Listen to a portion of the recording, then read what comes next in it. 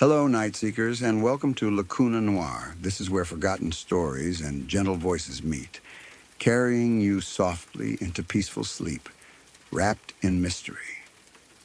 Before tonight's stories begin, I'd love to know, where in the world are you listening from? Drop a comment below and let me know. And a little note before we begin. You may notice a few brief ads in the first 10 minutes, but after that, the rest of the video is completely ad-free. Just you, the silence, and the stories. So settle in, get comfortable, and let the night carry you. If you're drawn to these quiet, shadowed nights, don't forget to like, subscribe, and tap the bell so you never miss a story when darkness calls.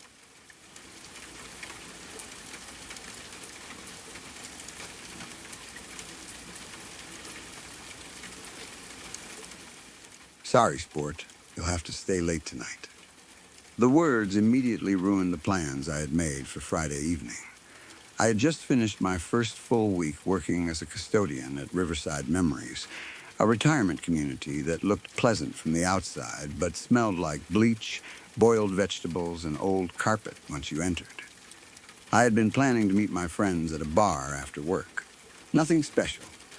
Just a few drinks to celebrate surviving my first week without getting fired.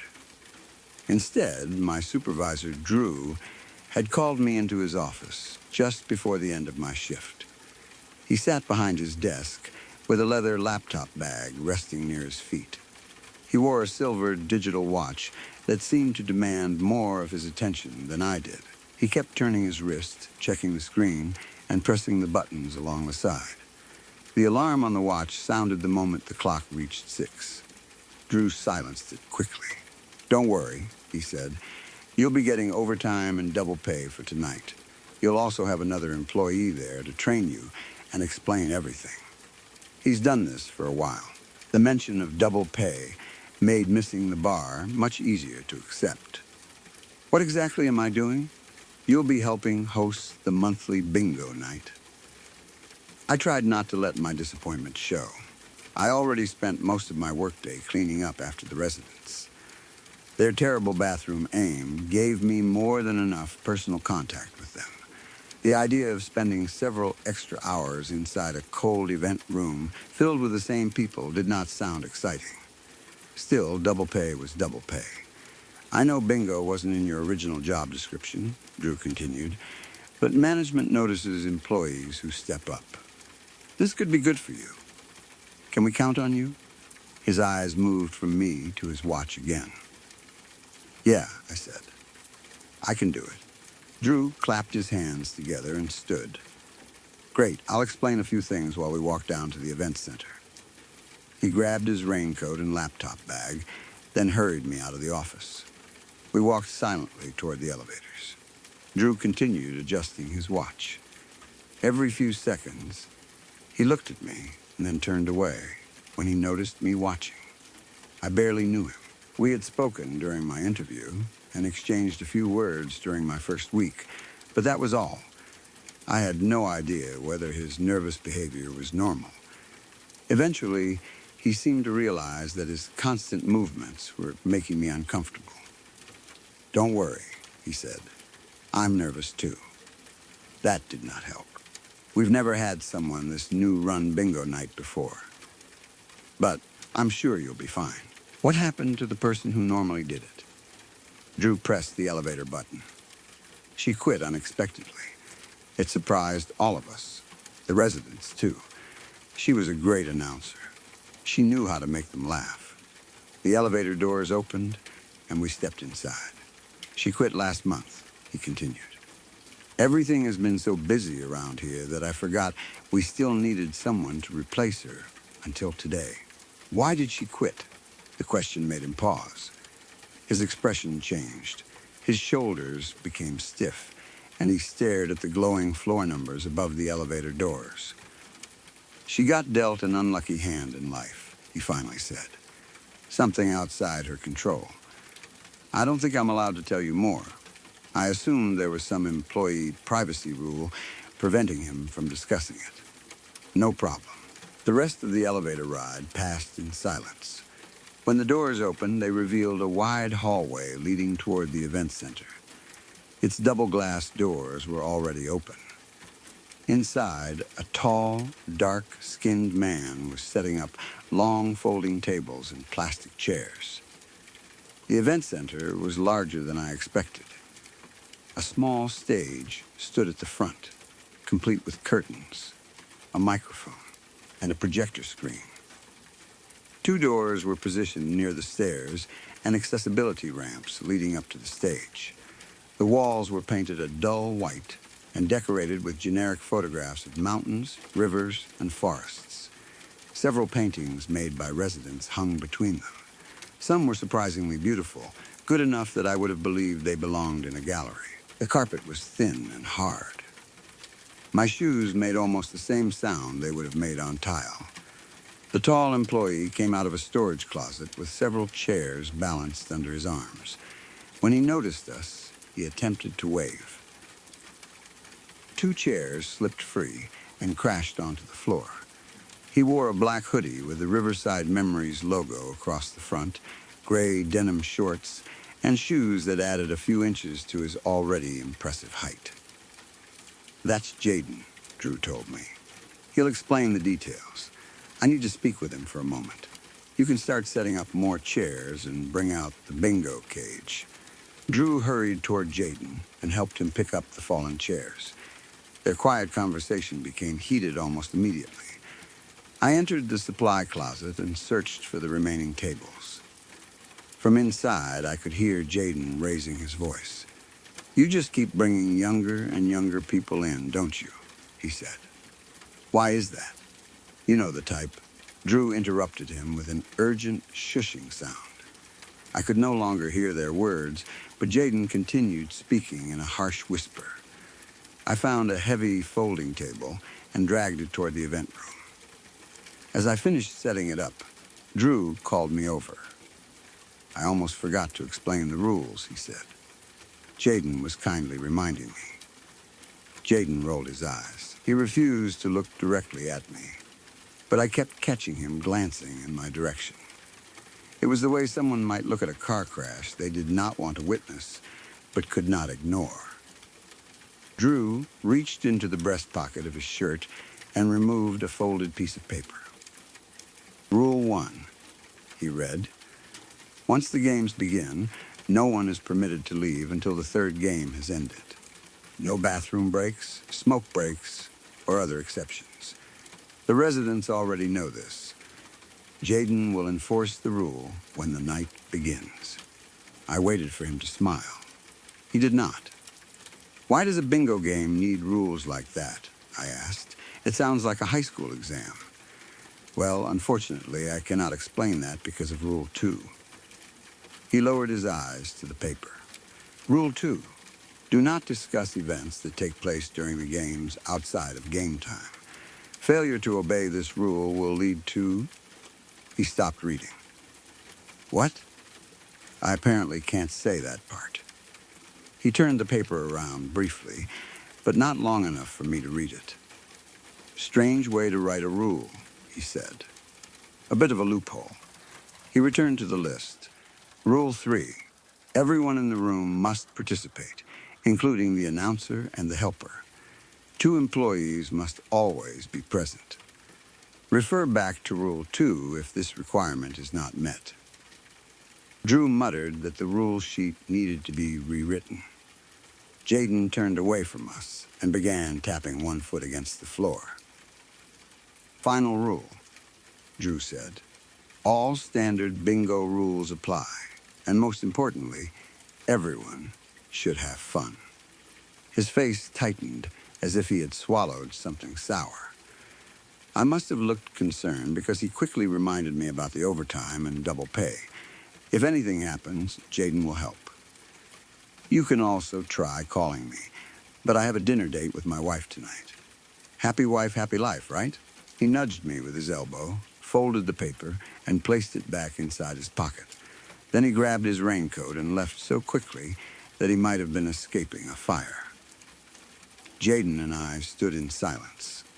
After what felt like several minutes, he cleared his throat. We should finish setting up, he said quietly. Bingo starts in an hour. He walked back into the supply closet. I wanted to ask him what the rules really meant, but Rule 2 apparently prevented him from explaining anything until the games began. I followed him and continued working. The next hour moved painfully slowly. I tried making conversation, but Jaden responded with either one or two words. Sometimes he ignored me completely. He also kept staring. Whenever I turned around unexpectedly, I caught him looking at me with an empty, distant expression. He would immediately snap out of it and turn away. The first resident arrived just as we finished placing the bingo cage on the stage. Jaden was distributing daubers when a frail old woman entered, while leaning heavily on a blue walker. Pink glasses rested crookedly on her long, narrow face. A small basket hung from the front of the walker and swung dangerously with every step. I hurried over to help her. "Oh, hello, sweetheart," she said. "You're a young face. What's your name?" Her knitted sweater and brown trousers carried a strong smell of tomato soup. "I'm Mickey. What's your name, ma'am?" She adjusted the front of her sweater, which had a picture of a kitten stitched across it, and pointed to the resident name badge pinned near her shoulder. "Poyane, are you the new announcer?" Such a shame what happened to Patricia. She was a smart young woman. I think Jaden is announcing first. What happened to Patricia? Curiosity overcame caution. Poyane gave me a crooked smile. "Oh, I can't tell you that, honey. I'm sure you've read Rule 2. She laughed quietly. That only made me more curious. I guided her toward the closest table. Before we reached it, she pulled the walker away and moved in another direction. "This table is closer," I said. She waved one hand at me with disgust. "That place is bad luck. Losers always sit there. The best seat in the room is at the front." She pointed toward the table directly beneath the stage and moved toward it with surprising speed. After sitting down, she lifted the basket from her walker and placed it on the table. She began removing objects. 2 candles, several small wooden carvings of cats, a framed picture of Jesus Christ, a handful of small round coins that looked as though they came from foreign countries. Polyane arranged them in a semicircle around her 3 bingo cards. The candles stood near where her hands would rest. The wooden cats faced inward. The framed picture of Jesus sat at the top of the arrangement, looking directly at her. She filled the remaining spaces with the coins. It looked less like a collection of lucky objects and more like a small shrine. While I watched her build it, the room began filling with residents. Men and women entered with walkers, canes, mobility scooters, and oxygen tanks. The smell in the event center changed. Dead skin, ammonia, medicine, soup, and old perfume gathered in the air until my eyes began to water. Almost none of the residents seemed happy to be there. They did not greet one another or make casual conversation. Their faces were tight with concentration. I had assumed bingo night would be a relaxed social event. Instead, everyone behaved as though they were preparing for an examination that would determine whether they lived or died. Jaden and I helped people reach their preferred seats. Nearly every resident brought a personal collection of lucky objects. One man placed several fake eyeballs on top of banana peels. A woman arranged stained Beanie Babies decorated with bright blue feathers. Another man pulled long, tangled strands of rust-colored hair from a bag and spread them around his cards. Every resident also wore a small silver key around their neck. The keys looked identical. Even the strings appeared to have been cut from the same spool. "What aren't they allowed to bring?" I whispered to Jaden. "Weapons," he answered. "Or anything close to a weapon. Basically, nothing that can make a hole in a person." I laughed. For the first time all evening, Jaden laughed too. He stopped himself almost immediately and became silent again. The strange rules, the shrines, and Jaden's nervous behavior finally became too much. I grabbed his arm and pulled him toward an empty section of the room. "What the hell is going to happen tonight?" I asked. "Why are you acting like this?" His eyes moved from me to the residents behind us. "Just wait until the game starts. Please. I can explain more then." "I'm trying not to," a terrible screech interrupted him. Both of us turned. "Get out of my spot." An elderly woman shouted, "You know that seat belongs to me. I've sat there since I arrived here." The woman stood beside Poliane's table and swung a cheetah print purse through the air. The bag struck the table, knocking over candles, coins, and wooden cats. "First one here gets the best seat. Beatrice." Poliane shouted, "You should have arrived earlier." Beatrice's face became red. She tightened her grip on the purse and struck Poliane across the face with it. "Ladies, stop," Jaden shouted. He grabbed the purse before Beatrice could swing again. I moved to Poliane's side. Instead of crying, she laughed like a witch. "You've made a mistake now," she told Beatrice. "I'll be reporting you to the board." One lens of Poliane's glasses had cracked, and a purple bruise was already appearing along the side of her face. "Are you all right?" I asked. "I'm perfectly fine. We simply have a sore loser in the room." "I hope you report me," Beatrice shouted from a chair near the back. "Maybe then I won't have to play these stupid games anymore." Jaden walked toward the main double doors. I checked my watch. Only a few minutes remained before the official starting time. I followed him. "We need to cancel tonight," I said. "Poliane could have a concussion. We need to find a nurse upstairs." Jaden ignored me. He reached beneath his hoodie and removed a silver key. His key was larger than those worn by the residents. He inserted it into the lock between the double doors. Then he locked us inside. "What are you doing?" I shouted. "You saw what happened. We can't pretend she wasn't just hit in the head." Several residents turned toward us. "We have to continue," Jaden said. "It's game time. We can't break the rules." He walked toward the stage. The bingo cage waited beneath the lights like a miniature execution device. I followed him, demanding that he unlock the doors. He did not stop. The only signs that he heard me were the trembling of his lower lip and the moisture gathering in his eyes. My breathing became fast. My heartbeat seemed to lose its rhythm. "Give me the key," I said. "You can stay and play. I'll get a nurse. Just let me leave." Jaden finally stopped. "I can't. Rules 1 and 3. I'll announce the first game so you can see how it works. Walk around, play your card, and make sure no one cheats." A tear escaped his eye. "I'm sorry." Seeing him cry made my own panic worse. Jaden climbed onto the stage and stood behind the bingo cage. He tapped the microphone. The sound rang sharply through the room. "Sorry about the delay," he said. "Does everyone have 3 cards, a dauber, and their key?" No one objected. Jaden brought a spare card, dauber, and silver key to me. The objects looked ordinary. I placed the key and extra cards inside my pocket, keeping 1 card and the dauber in my hands. I moved toward the back of the room. Beatrice sat closest to me. She stared at Poliane with open hatred. Her own shrine contained glass marbles and small lockets. They had been pressed into birdseed or grain to prevent them from rolling away. Jaden spun the cage and removed the first ball. The entire room became silent. B7. His voice had no enthusiasm. I checked my card. Nothing. Residents leaned over their sheets. Some marked the number. Others released quiet breaths of relief. 025. I had it near the top corner of my card. I pressed the purple dauber onto the paper. Poliane and Beatrice marked theirs too. N8. Most of the room placed a mark.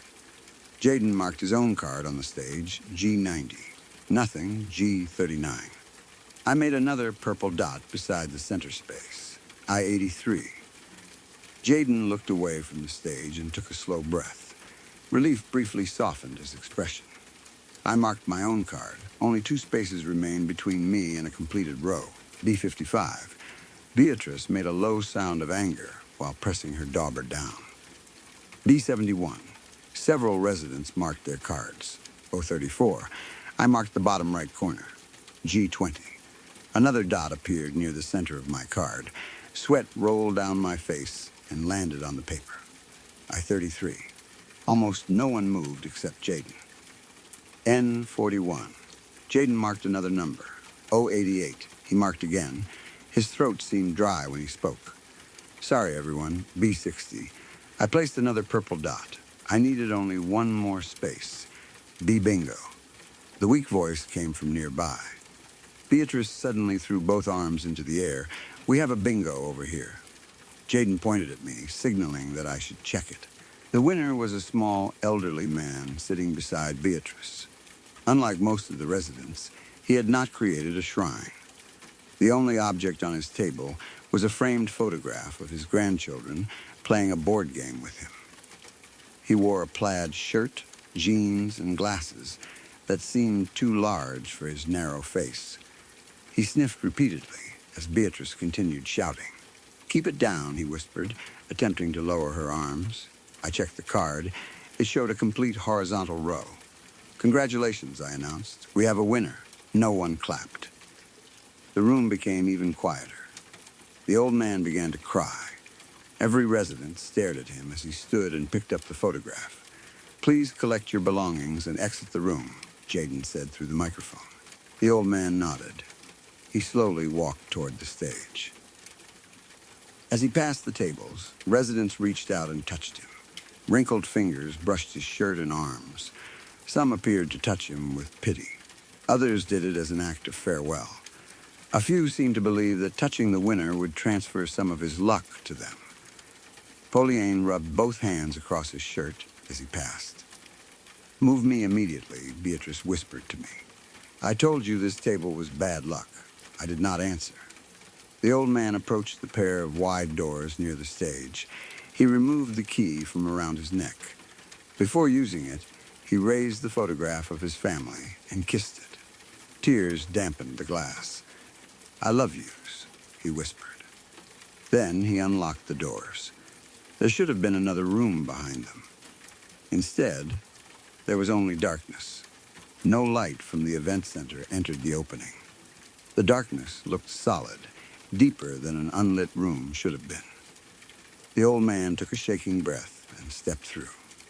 He closed the doors behind him. The lock clicked. A few seconds later, we heard his footsteps. They echoed through whatever existed beyond the doors. The old man continued walking for several minutes. The sound never seemed to become much quieter. I could not tell whether he was moving down an endless hallway or walking in circles directly behind the doors. I remained frozen until Jaden touched my shoulder. Mick? Mickey, are you all right? Sweat poured from his face. What is he doing? He won. What does that mean? That's what happens when someone wins. There's no prize table. Winners have to go inside. I looked toward the doors. Where does it lead? I don't know. Then open it and bring him back. I can't. What happened to Patricia? Jaden lowered his voice. She won during the second game last month. She went through those doors. I never saw her again. The old man's footsteps continued. What happens to people in there? Only the winners know. We stood together, listening. After another minute, the footsteps stopped. The only remaining sound was the heavy breathing of the residents. I can keep announcing, Jaden offered. You don't have to do it. No, I said, although my head felt light. I'll do it. Calling numbers gave me something to focus on. Before I climbed onto the stage, Jaden stopped me again. I'm sorry I acted distant, he said. Patricia was my best friend. I can't have that happen again. His lip trembled. I placed a hand on his shoulder, then climbed the stairs. I sat behind the microphone and placed a fresh card on the table. Everyone, please take out your second card and discard the first one. The residents crumpled their completed cards. Those with shrines placed the paper balls among their lucky objects. Everyone else threw them onto the floor. I spun the cage. 092. Nothing on my card. Poliane marked hers. Jaden was still arguing quietly with Beatrice about her seat. B1. I pressed the dauber onto my card. Jaden and Beatrice marked theirs. N68. Only a few residents moved. I-77. I marked the number. Jaden did not. For one brief moment, I wondered whether Poliane had been right about the front table carrying better luck. G4. Almost no one marked it. O5. Poliane, Beatrice, Jaden, and I all pressed our daubers down. B54. Another mark for Jaden. I-76. Another for me. G98. Only 2 people in the room responded. Bingo, the voice belonged to an elderly woman seated at Poliane's table. She stood and held the card above her head. She was thin and wore a flowered tank top. A navy cap covered her hair, decorated with countless metal pins. She moved with more strength than most of the residents, but her voice sounded as if it had been damaged by a lifetime of smoking. "Come down here and check it," she ordered. Jaden was already walking toward her. After examining the card, he looked at me and nodded. My stomach tightened. I took several breaths before speaking into the microphone. "We have a confirmed winner. Please gather your belongings and exit through the doors near the stage." The words felt like an execution order. I refused to look directly at her. I heard sticks, cans, and other pieces of her shrine being gathered into a bag. "You know," she said, turning toward Jaden, "people like mine used to do this to people like yours. They never complained. They did what was right." Jaden pressed his lips together and nodded. He did not respond. The woman walked toward the doors. Residents reached out to touch her as she passed. Poliane rubbed both hands across the woman's arm. The woman slapped them away, dropping several sticks from her shrine. Poliane pushed the fallen objects aside with the bottom of her walker. The winner removed her key and opened the doors. The same impossible darkness waited beyond them. She stepped inside, locked the doors, and began walking. Her footsteps continued for minutes. They were still echoing when we began preparing for the final game. Jaden and I looked at each other. "I'm sorry," I mouthed. He shrugged and silently asked whether I was all right. I nodded. Everyone crumpled their second card at the same time. The event center sounded like a paper shredder. The woman's footsteps continued behind the doors near the stage. I pictured her walking through a tunnel without an end. Maybe she would eventually find the old man. Maybe both of them would find Patricia. I tried imagining that they were alive. Poliane's voice pulled me from the thought. "Are we going to play?" "Yes," I said. "The final game will use an X pattern." I began spinning the cage. "Beatrice, there's an open seat at the front. Would you like to move?" She answered only with a glare. I continued. B12, I marked my card. B10, another mark. 071, another I-43. Purple spots began covering the paper. My mouth became dry while sweat gathered on my face. I-22, I swore quietly. G95, another mark. The footsteps beyond the doors began fading. 020, I stared at the number. What the hell? The microphone caught part of my whisper. I marked the card. I needed only one more number to complete the X. I looked toward the residents. Several wore the same expression of dread. Jaden's was the clearest.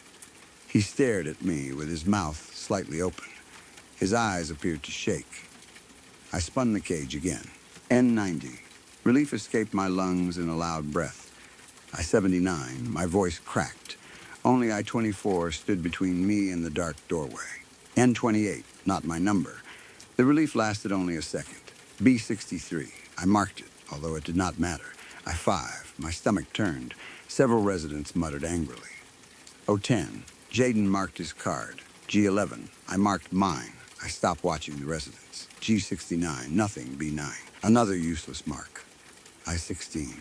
Too close again. My heartbeat seemed to replace the fading footsteps behind the doors. G23. Jaden marked it.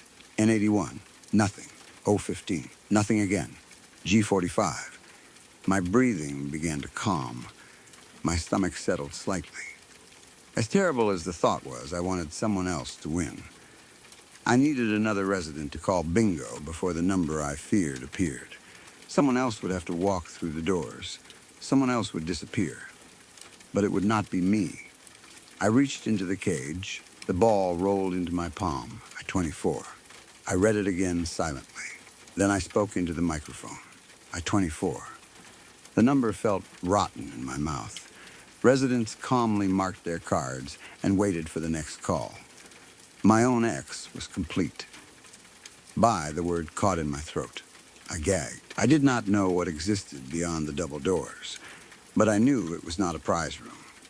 Could I run? Could I fight Jaden? Could I break through the main glass doors? Jaden felt sorry for me, but the rules controlled him. If I tried leaving, he would stop me, even if he hated himself for doing it. I decided I could at least try stealing his key. I tightened my fists. I needed him to come close. Ben, a scream of rage came from the back of the room. "This is your fault, you fat bitch." Beatrice stood, pointing at Polyain. Polyain's face went blank with surprise. "You took my lucky spot." Beatrice shouted. "You knew it belonged to me. You stole all my luck." Tears and mucus ran across Beatrice's face, dragging black mascara down her cheeks. "I'm not going in there. She should have to go. If I had been sitting there, I wouldn't have gotten bingo. This isn't fair. I'm the winner here." "It's the fairest system we've ever used," Polyain replied, mixing fear with her usual arrogance. "You know that. Fuck you." Beatrice moved faster than I would have believed possible. She reached Polyain's table and threw herself onto her. Both women fell to the floor. They screamed while exchanging weak, clumsy blows. Jaden rushed forward to pull Beatrice away. I jumped from the stage to check whether Polyain was still breathing. Before either of us reached them, the doors beside the stage slammed open. The sound was as sharp as a gunshot. Everyone froze.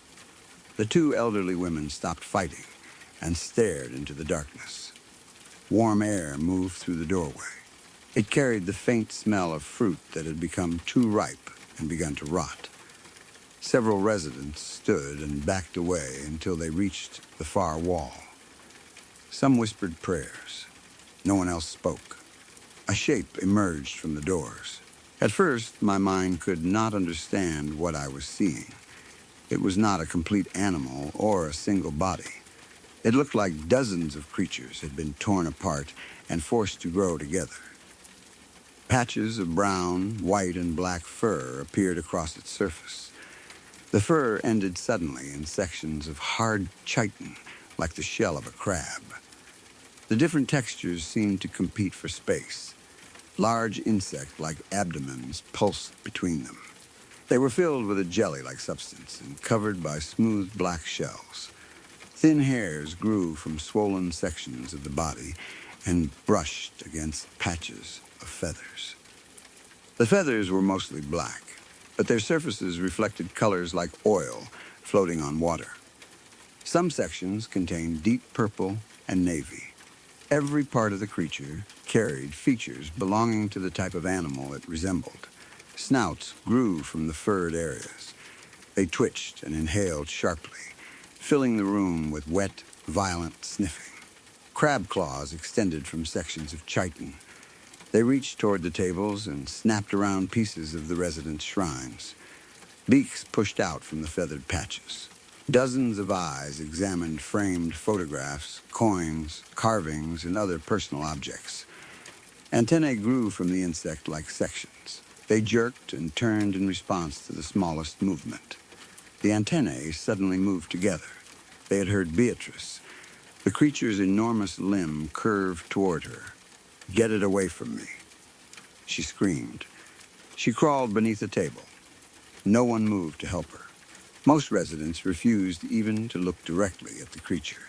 Beaks and claws grabbed the table and lifted it easily. Beatrice was revealed beneath it, curled into a ball. Pauline released a broken little laugh. The creature's long limb wrapped around Beatrice. Claws, beaks, pincers, and other smaller limbs pressed into her clothes, skin, and hair. "Please," Beatrice screamed. "Get it off me. Please help me." The creature lifted her into the air. Small drops of blood fell from her body. The limb began pulling her toward the darkness. Beatrice reached first toward Jaden, then toward me. Finally, she reached toward Pauline. None of us took her hand. Fear stopped Jaden and me. Pride may have stopped Pauline. The creature passed Beatrice along its body. Claws and beaks moved her backward like ants carrying food through a colony. As she passed, the antennae turned toward me. For a moment, dozens of eyes examined me. I felt as though the creature was judging whether I was worth collecting too. Then the eyes turned away. Beatrice continued screaming as the limb carried her through the doors. The darkness swallowed her. Her screams did not stop. They only became quieter.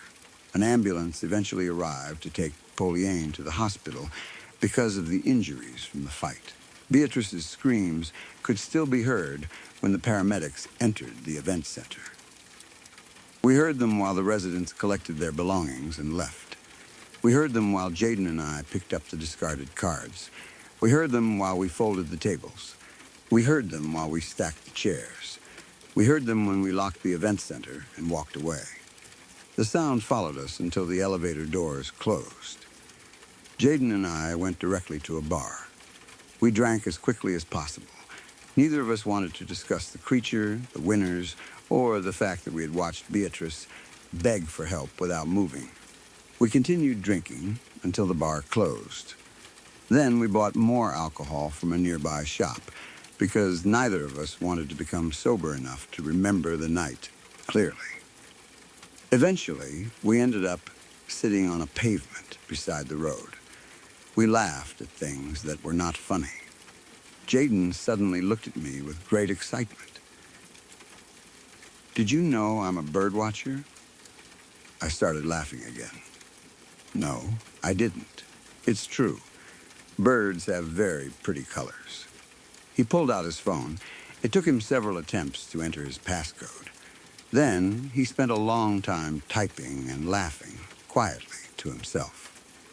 Finally, he fell onto his back and held the phone toward me. The notes application was open. The sentence on the screen contained so many mistakes that I struggled to understand it. "The feathers," I began reading aloud. Jaden shushed me. "Read it inside your head." I looked at the note again. "The feathers and beaks belong to birds. Many kinds of birds. Woodpeckers, corvids, bowerbirds. They all collect things." It collected Beatrice. The alcohol burned the back of my throat. I turned and vomited onto the street. Jaden began laughing. "I used the loophole," he said. Rule 2 prevented him from discussing the events outside game time. Apparently, writing them down did not count. The alcohol stopped numbing me. Every detail of the night returned at once. I began crying beside him. "I'm giving my notice tomorrow," I said. "No, forget that. I'm quitting immediately." Jaden's laughter stopped. "You can't leave me there alone." His voice was suddenly sober. "I never did that to Patricia. She never did it to me." He stared at me. "You won't leave me, right?" "I don't want to be." He did not finish the sentence. Collected, I understood. I said nothing. "You'll get better pay," he continued. "I make $40 an hour on bingo nights." I still did not answer. It becomes addictive. The chance. The rush. But I can't be there alone if I lose. "Please," his voice cracked. That was the real reason he stayed. Part of him was terrified. Another part had become addicted to surviving the game. "Don't leave," he whispered. "Promise me." That was the last part of the night I remembered. I woke in my bed the next morning with a pounding headache. My mouth was dry, and my stomach felt as though it had been twisted. When I rolled over to reach for my phone, I knocked an empty sports drink bottle onto the floor. There was one unread message. It came from a number I did not recognize. "Hey, it's Jaden. Thanks for staying. See you next month."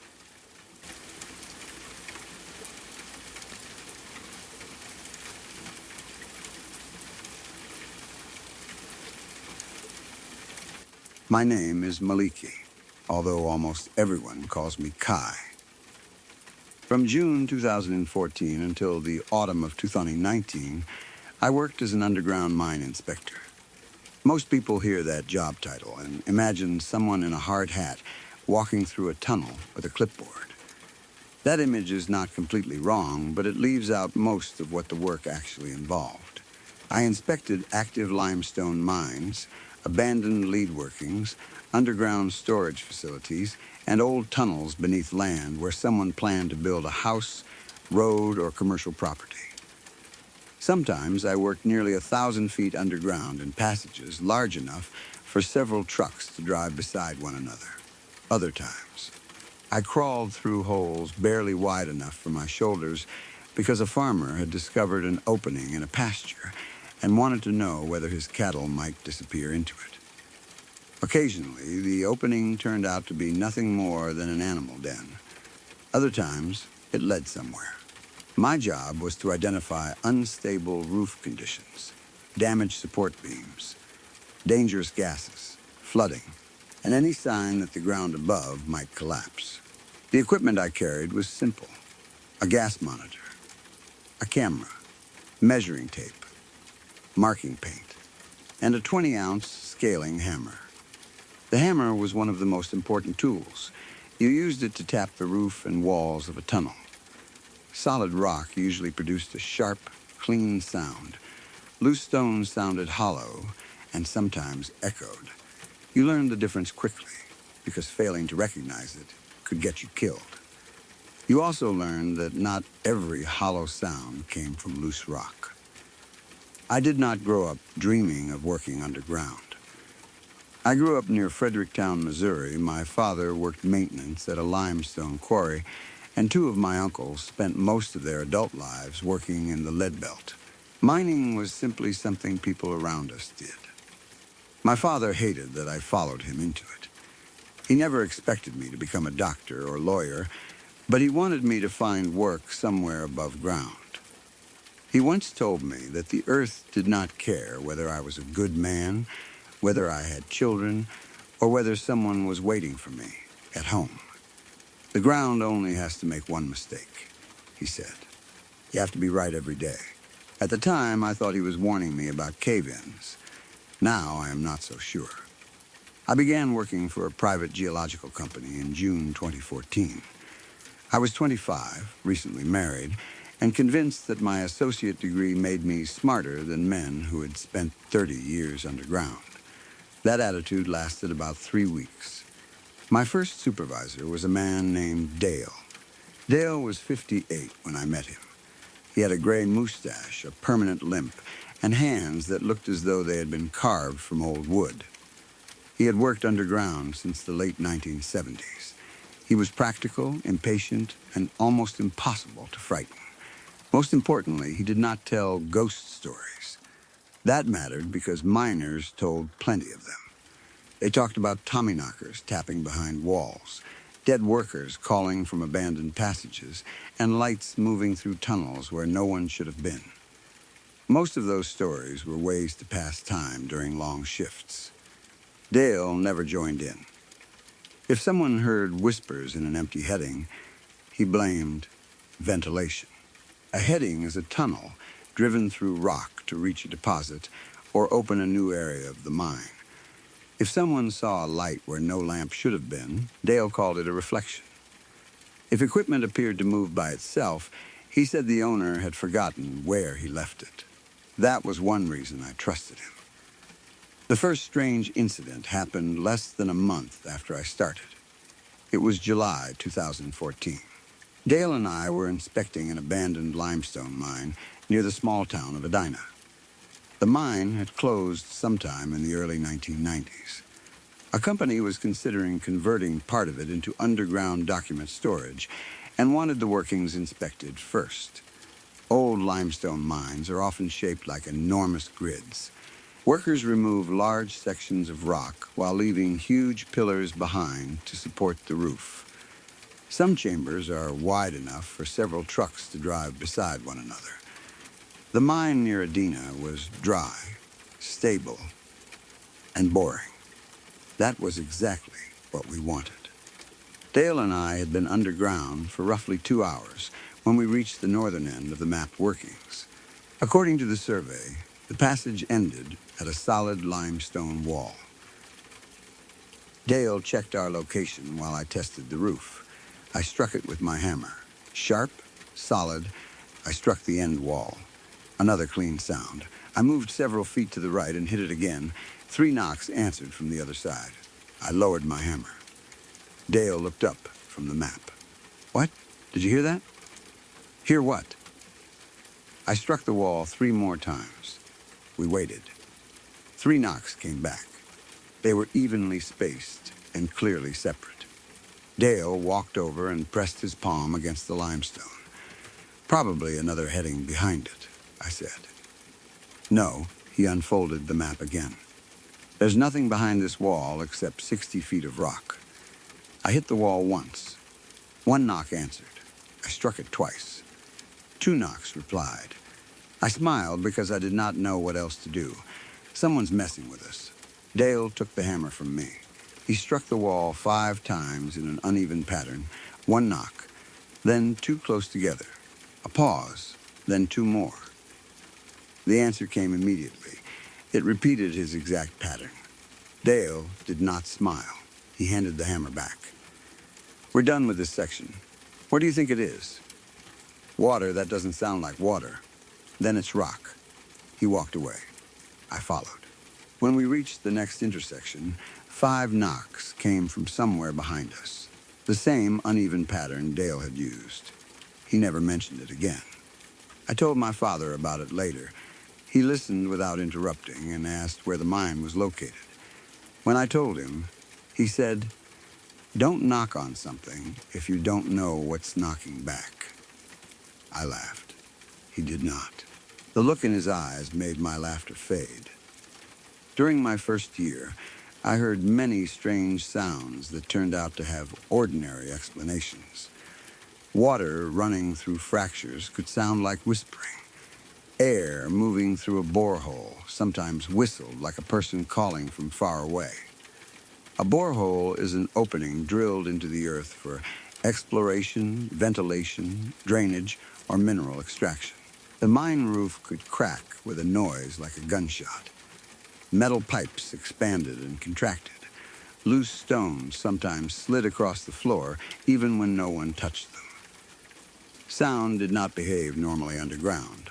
It traveled through rock, vanished into open chambers, and returned from directions that made no sense.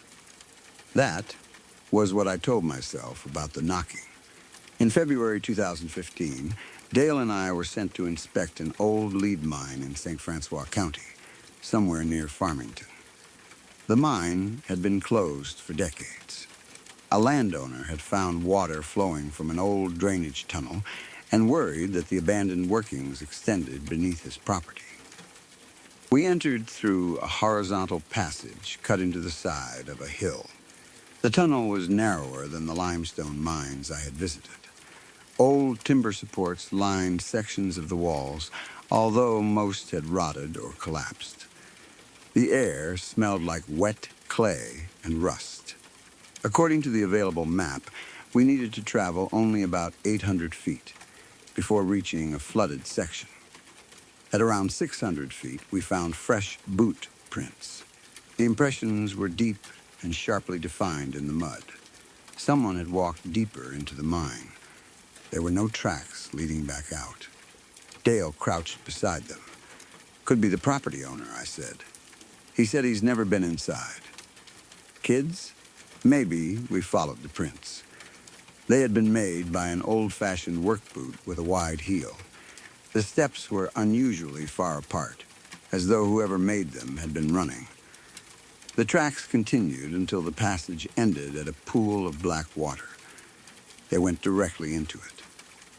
I swept my light across the surface. The water filled the tunnel from wall to wall. Maybe there's a ledge beneath the surface, I said. Dale shook his head.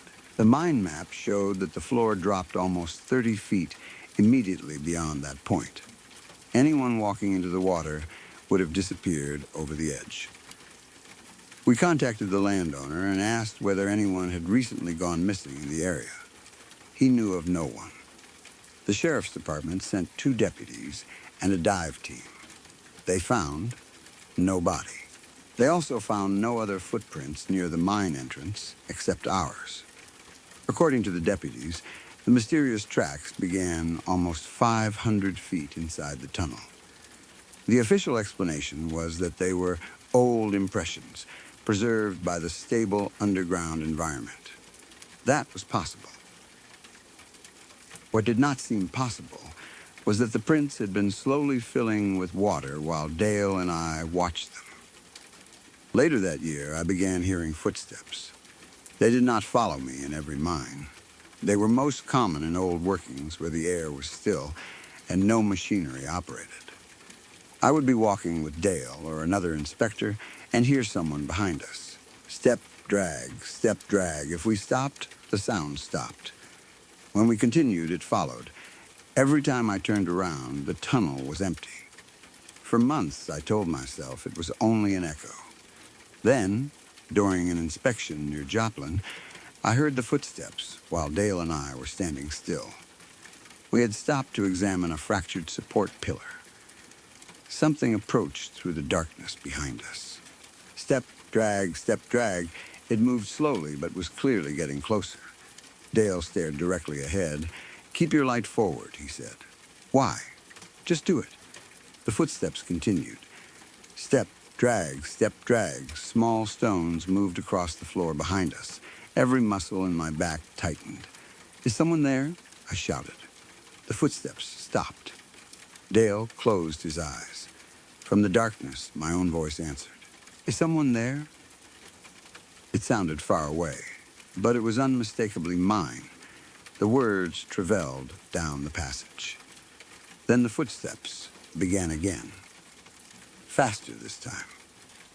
Dale grabbed my arm and pushed me toward the exit. We did not run. Running underground is an easy way to trip, strike your head, or fall into a hole you did not see. But we walked as quickly as possible. The footsteps followed us for almost 10 minutes. When we reached daylight, Dale made me remain outside while he stood at the entrance. "What are you doing?" I asked. "Listening." "For what?" He did not answer. After several minutes, he stepped away from the opening. On the drive back, he finally spoke. "Never answer something underground unless you can see who you're talking to." That was an echo. "No, you think someone was following us?" "No, then what was it?" Dale stared through the windshield. "I don't know. That was the first time I heard him admit that. My wife noticed changes in me before I did. Her name was Kelsey. We had been married for a little more than 2 years when she told me I had started talking in my sleep. What do I say? You count. Count what? I don't know. You get to 50 or 60 and start over. I laughed and told her it probably came from spending all day measuring tunnels. A few weeks later, she woke me by switching on the bedroom light. I was standing beside the wall with one hand pressed against it. "What are you doing?" she asked. I had no idea. The wall separated our bedroom from the hallway. I told her I must have been sleepwalking. She looked down at my hand. My knuckles were bleeding. There were 3 small dents in the drywall. In 2016, our company received a contract to document abandoned workings beneath a property in the Ozarks. The landowner wanted to build rental cabins near an old mine entrance. No one knew exactly what had been extracted there. Some records described it as an iron prospect. Others called it an abandoned lead exploration tunnel. The main passage ran straight into a ridge. It was barely 6 feet high and wide enough for only one person at a time. Dale remained outside because his knee was troubling him. I entered with another inspector named Ryan. Ryan was younger than me and had worked for the company for about 6 months. Roughly 400 feet inside, we discovered a side tunnel that did not appear on any available map. Someone had sealed it with stacked rocks. Part of the barrier had collapsed, leaving a small opening near the top. Cold air moved through the gap. Ryan shone his light inside. "Looks open. We're not supposed to enter undocumented areas. We're supposed to document them." He had a point, although I did not like it. We removed several loose rocks and widened the opening. The passage beyond looked completely different from the main mine. The original workings had been drilled and blasted, leaving rough walls marked by tools and explosives. The hidden tunnel had smooth, rounded surfaces. Not perfectly smooth, but almost polished. The floor sloped downward. We crawled through. After about 50 feet, the passage widened into a circular chamber. An iron chair stood in the center. That is the best way I could describe it. It looked handmade. Thick metal plates had been welded together to create a seat, back, and 4 short legs. Leather straps hung from the armrests. Ryan gave a nervous laugh. "What the hell is that?" I photographed the chamber. We used photographs for safety records, training, and documentation. There were deep scratches on the floor around the chair, as if someone had dragged it repeatedly across the stone. Names covered the walls. Some had been carved deeply into the rock. Others appeared to have been written in charcoal. Most were too faded to read. Ryan walked around the chair. "Don't touch it," I said. "I'm not." He leaned closer. "There's something underneath." A metal plate had been bolted to the bottom of the seat. Ryan read the engraving aloud. "Maliki, I thought he was joking." "What?" He pointed. My full first name had been cut into the metal, not Kai. Maliki, the spelling was correct. Most people wrote it as Malachi. My mother had used an I because she preferred the way it looked. Ryan knew me only as Kai. "Did Dale put you up to this?" Ryan stepped away from the chair. I didn't do that. I crouched lower. A date was engraved beneath my name. September 19th, 2019. At the time, that was more than 3 years in the future. I photographed the plate. The camera flashed. Something moved in the tunnel behind us. A shadow crossed the opening. Ryan turned. "Dale?" No one answered. Our radios produced only static. Then a man began humming somewhere deeper in the mine. It was a song my father used to sing while working on cars. I had not heard it since I was a child. I stood so quickly that I struck my head against the low ceiling. "We're leaving." Ryan did not argue. We crawled back through the opening and replaced the loose stones. When we reached the entrance, Dale was sitting on the bonnet of the truck. He asked why we had been underground for almost 4 hours. I checked my watch. Ryan and I had entered the hidden tunnel at 10:16 that morning. It was now after 2 in the afternoon. The entire experience had felt like 15 minutes. I showed Dale the photographs. The circular chamber was visible. The iron chair was visible. But the metal plate beneath it was blank. My name and the date had disappeared. We returned the next morning with the property owner. The side tunnel was gone. The wall where we had found it was solid stone. There were no stacked rocks, no opening, only unbroken rock. Ryan quit 2 weeks later. He never told me why. Several years afterward, I tried contacting him. His phone had been disconnected, and I could not find him online. A former coworker told me that Ryan's family claimed he had never worked in mining. According to them, he had been a school teacher. I had photographs of him wearing our company uniform. At least, I used to. When I checked them recently, Ryan had disappeared from most of the pictures. There were empty spaces where he should have been standing. The gaps were noticeable, as if someone had been removed without the background being properly repaired. By 2017, I had become a senior field inspector. The promotion brought better pay, a company truck, and responsibility for training new employees. I stopped discussing the strange incidents. I had learned that from Dale. I did not mention the footsteps. I did not tell anyone about the chair. I never explained why I refused to enter a mine alone. The job was dangerous enough without people believing I was unstable. Most inspections remained completely normal. I encountered collapsed roofs, flooded shafts, and machines abandoned so long that roots had grown through them. I found animal bones, rusted tools, and old lunch containers. Once, I discovered a newspaper from 1951 that looked as though someone had left it there the previous day. Another inspection led us to a room containing hundreds of glass jars filled with cloudy liquid. We contacted the police and left the containers untouched. They turned out to be homemade mineral samples. There was usually an explanation. Usually, in August 2017, we inspected a working limestone mine outside a small town in central Missouri. There were 4 of us: Dale, me, a structural engineer named Allison, and a safety technician named Mark. Allison was 32, intelligent, impatient, and completely uninterested in stories about haunted mines. Mark was approaching retirement and had spent almost as many years underground as Dale. The mine normally operated during the day. Our inspection began after the workers left because management wanted us to examine an area near recent blasting. The main corridors had electric lighting, but the section we entered was dark. At around 10 in the morning, Allison stopped. "Who's the 5th person?" We turned. No one stood behind us. "What do you mean?" I asked. "I keep seeing another light farther back."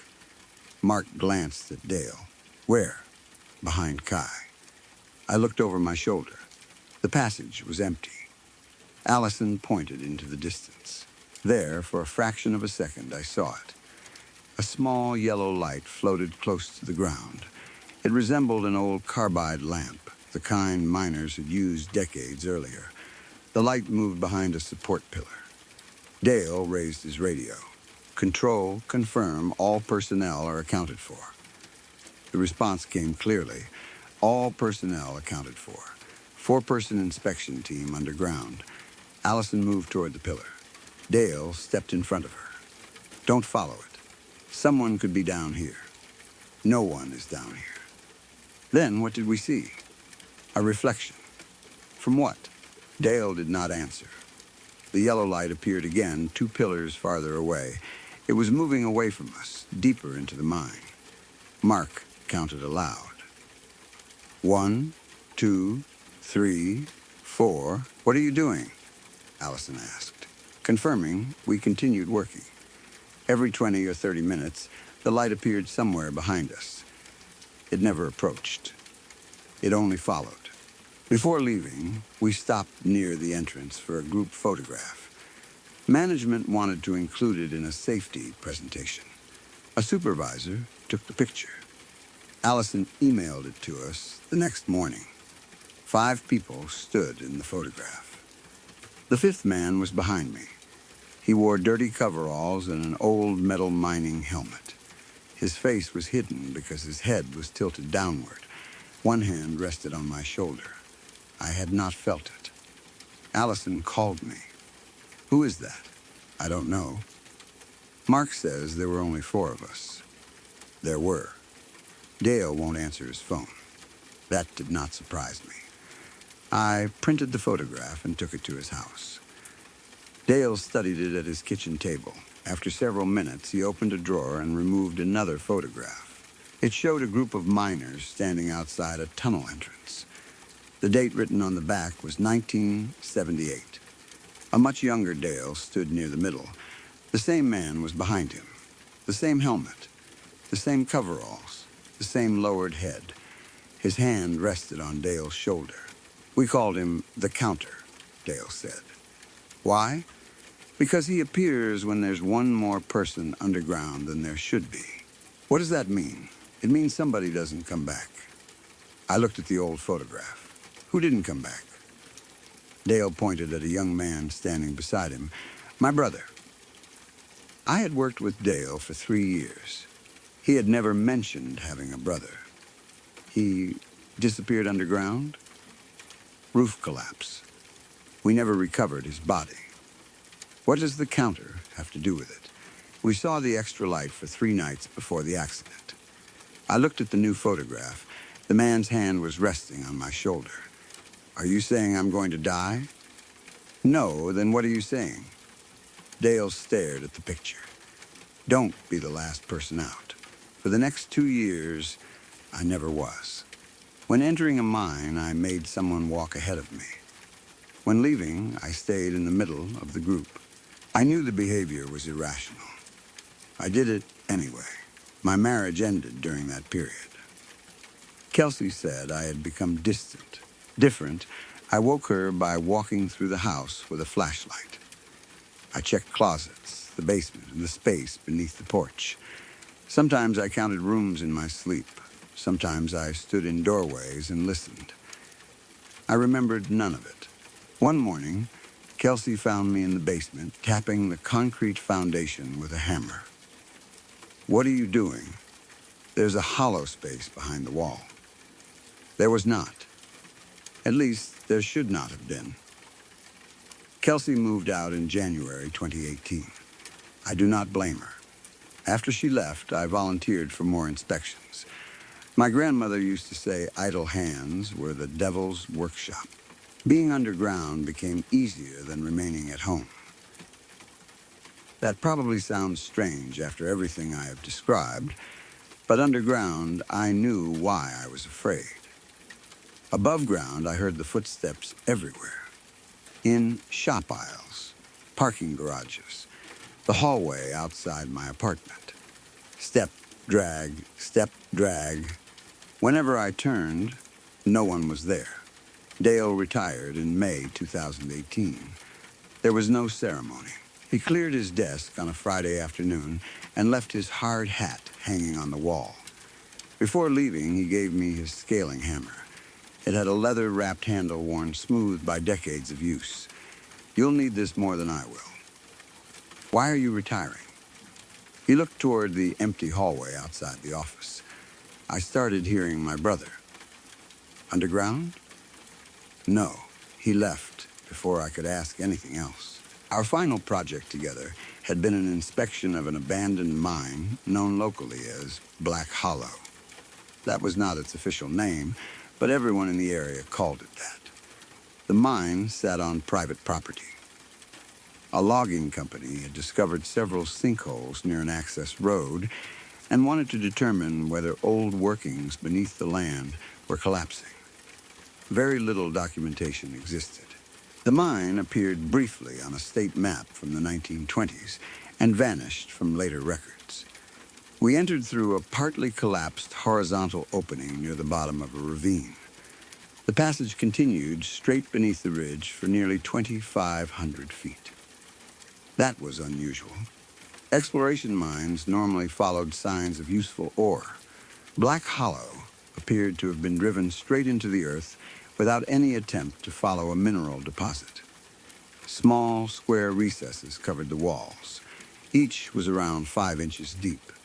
Some contained rusted nails or metal anchors. Others held scraps of fabric, animal teeth, or small bundles of hair tied with string. I photographed them. Dale did not. He walked with his eyes fixed on the floor. What were these used for? I asked. Not sure. You've been here before? He stopped. How do you know? You recognize the entrance. Dale looked back the way we had come. I was here once.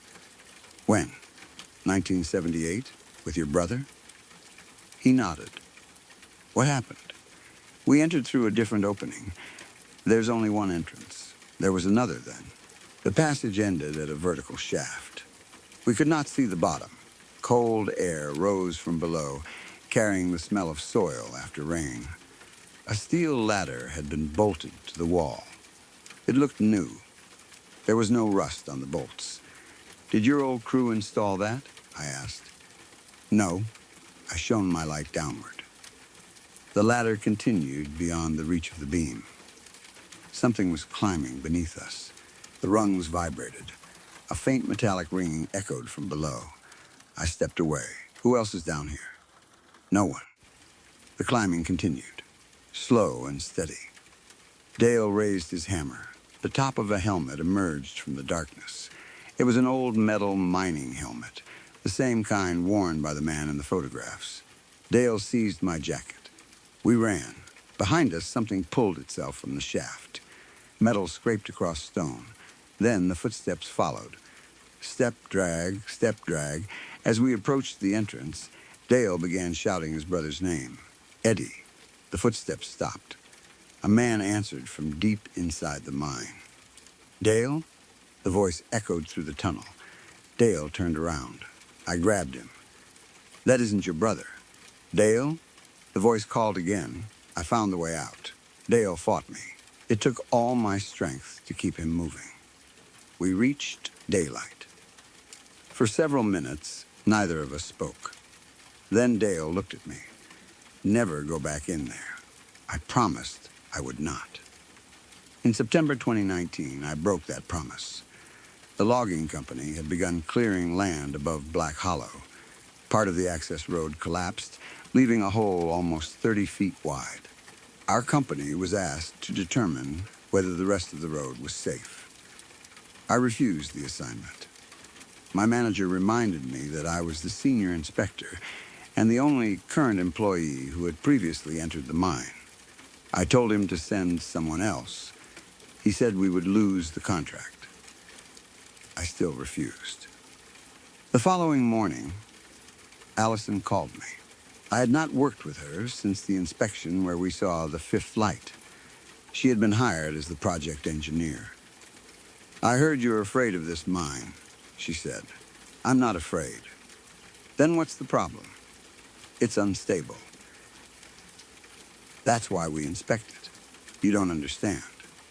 Then explain it. I tried. I told her about the shaft, the helmet, the voice that sounded like Dale's dead brother. Allison listened without interrupting. When I finished, she said, you know Dale had early-stage dementia when he retired. I had not known that. I also did not believe it. He was confusing places and dates, she continued. He probably told you stories that weren't accurate. I heard the voice. Sound travels underground. I saw someone climbing the ladder. You saw a helmet. You were there when we saw the fifth light. I saw a reflection. What about the photograph? Digital artifacts happen. I nearly laughed. Why did you call me? Because I trust your judgment underground, even if I don't trust your explanation.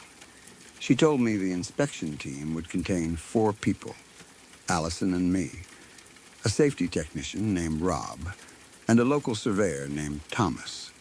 Thomas was almost 60 and had worked around mines for most of his life. He knew nothing about my previous visit. We entered Black Hollow on September 19th, 2019, the date engraved beneath the iron chair. I almost withdrew when I realized it. I should have. Instead, I entered. That decision has troubled me more than anything else I have ever done. The mine looked exactly as I remembered. The same narrow passage, the same square recesses, the same bundles of hair tied with string.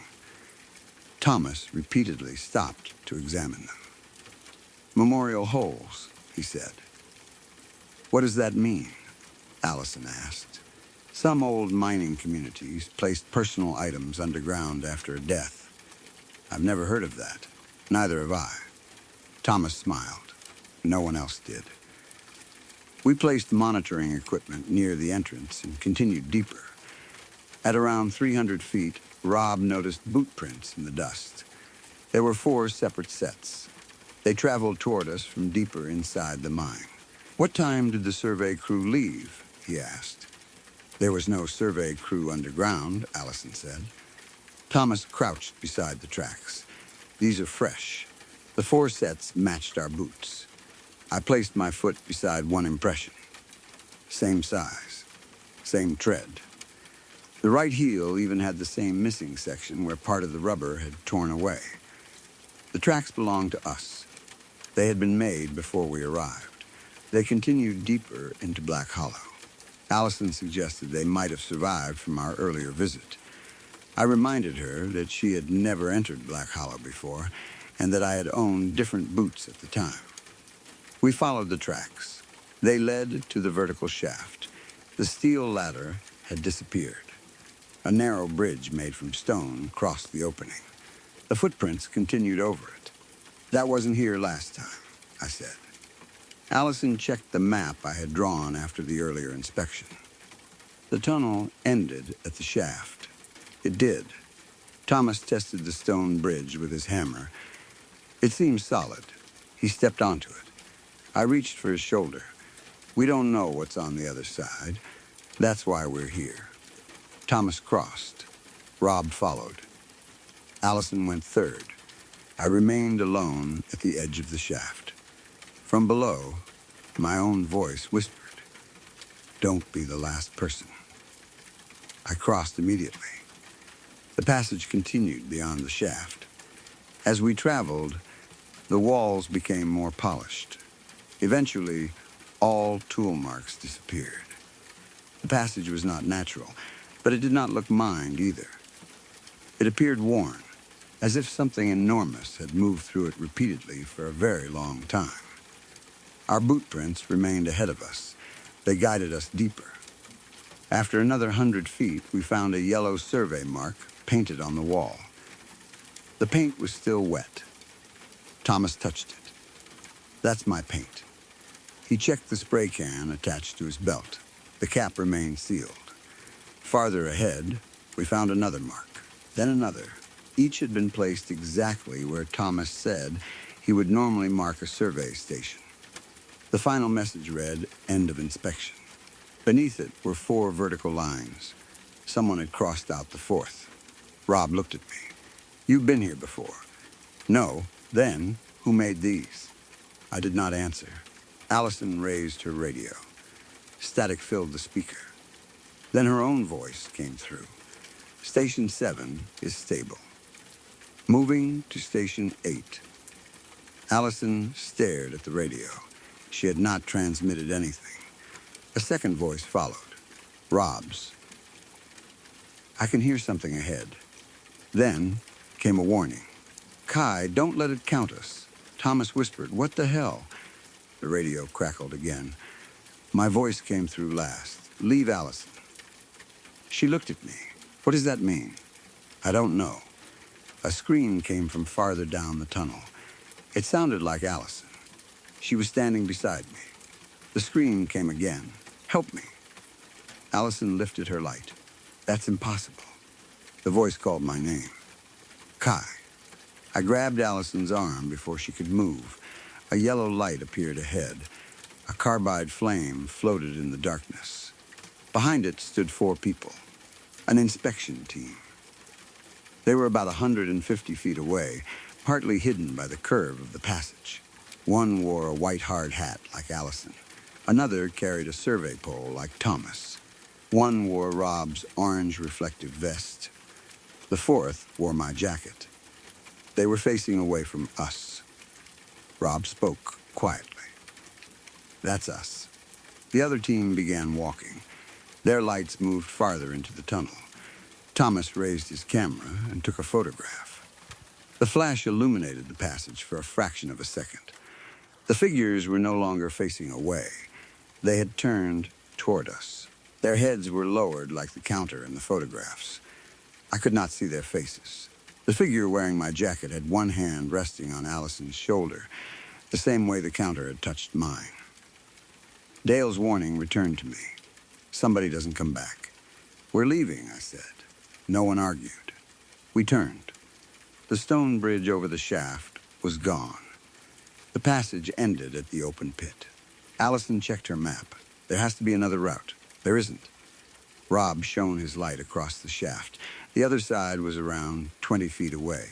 Too far to jump. We crossed here, Thomas said. I know. The radio crackled. Dale's voice came through.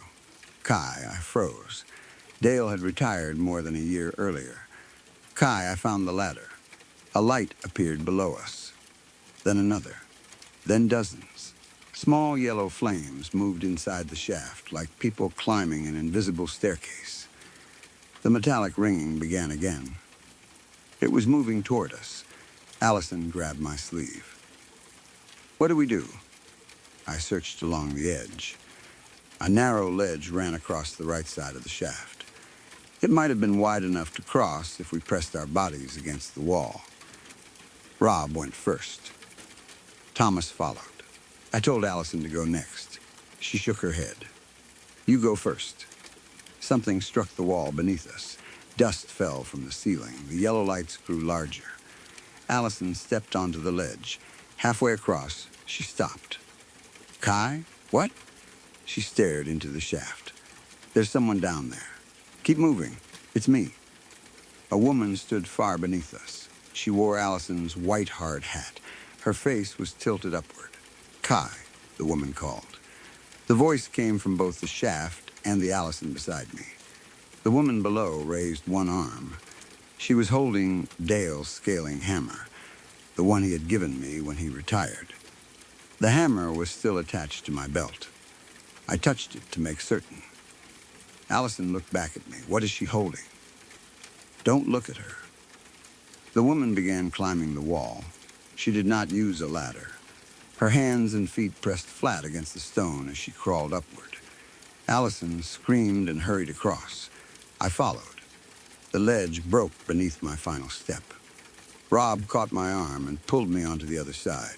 We ran toward the entrance. The footsteps followed. Not one set. 4. Step, drag, step, drag. Our radios played fragments of conversation. Some were things we had said earlier. Others had not happened yet. I heard Rob crying, Thomas praying, Allison saying she could not find her face. Then my voice said, we left the wrong one. The footsteps came closer. When we reached the memorial holes, Thomas suddenly stopped. What are you doing? I shouted. He pointed into one of the recesses. A wallet was inside. His wallet. Thomas pulled the one he carried from his pocket. They were identical. He opened the wallet from the wall. His driving license was inside. The photograph showed Thomas wearing the old metal mining helmet. A folded note had been hidden behind the license. Thomas read it. His face turned pale. What does it say? Allison asked. He handed it to me. The message was written in my handwriting. Thomas did not enter with U.S. I looked at him. He stepped backward. What is that supposed to mean? I counted. Rob, Allison, Thomas, me, 4 people. Then I remembered arriving at the site. Thomas had already been waiting. Allison introduced him. Rob shook his hand. I watched him put on his equipment. He had entered the mine with us, hadn't he? The footsteps stopped. A man spoke from the darkness behind us. 3 came in. It was Dale's voice. Thomas stared into the tunnel. That isn't true. 3 came in. The voice repeated.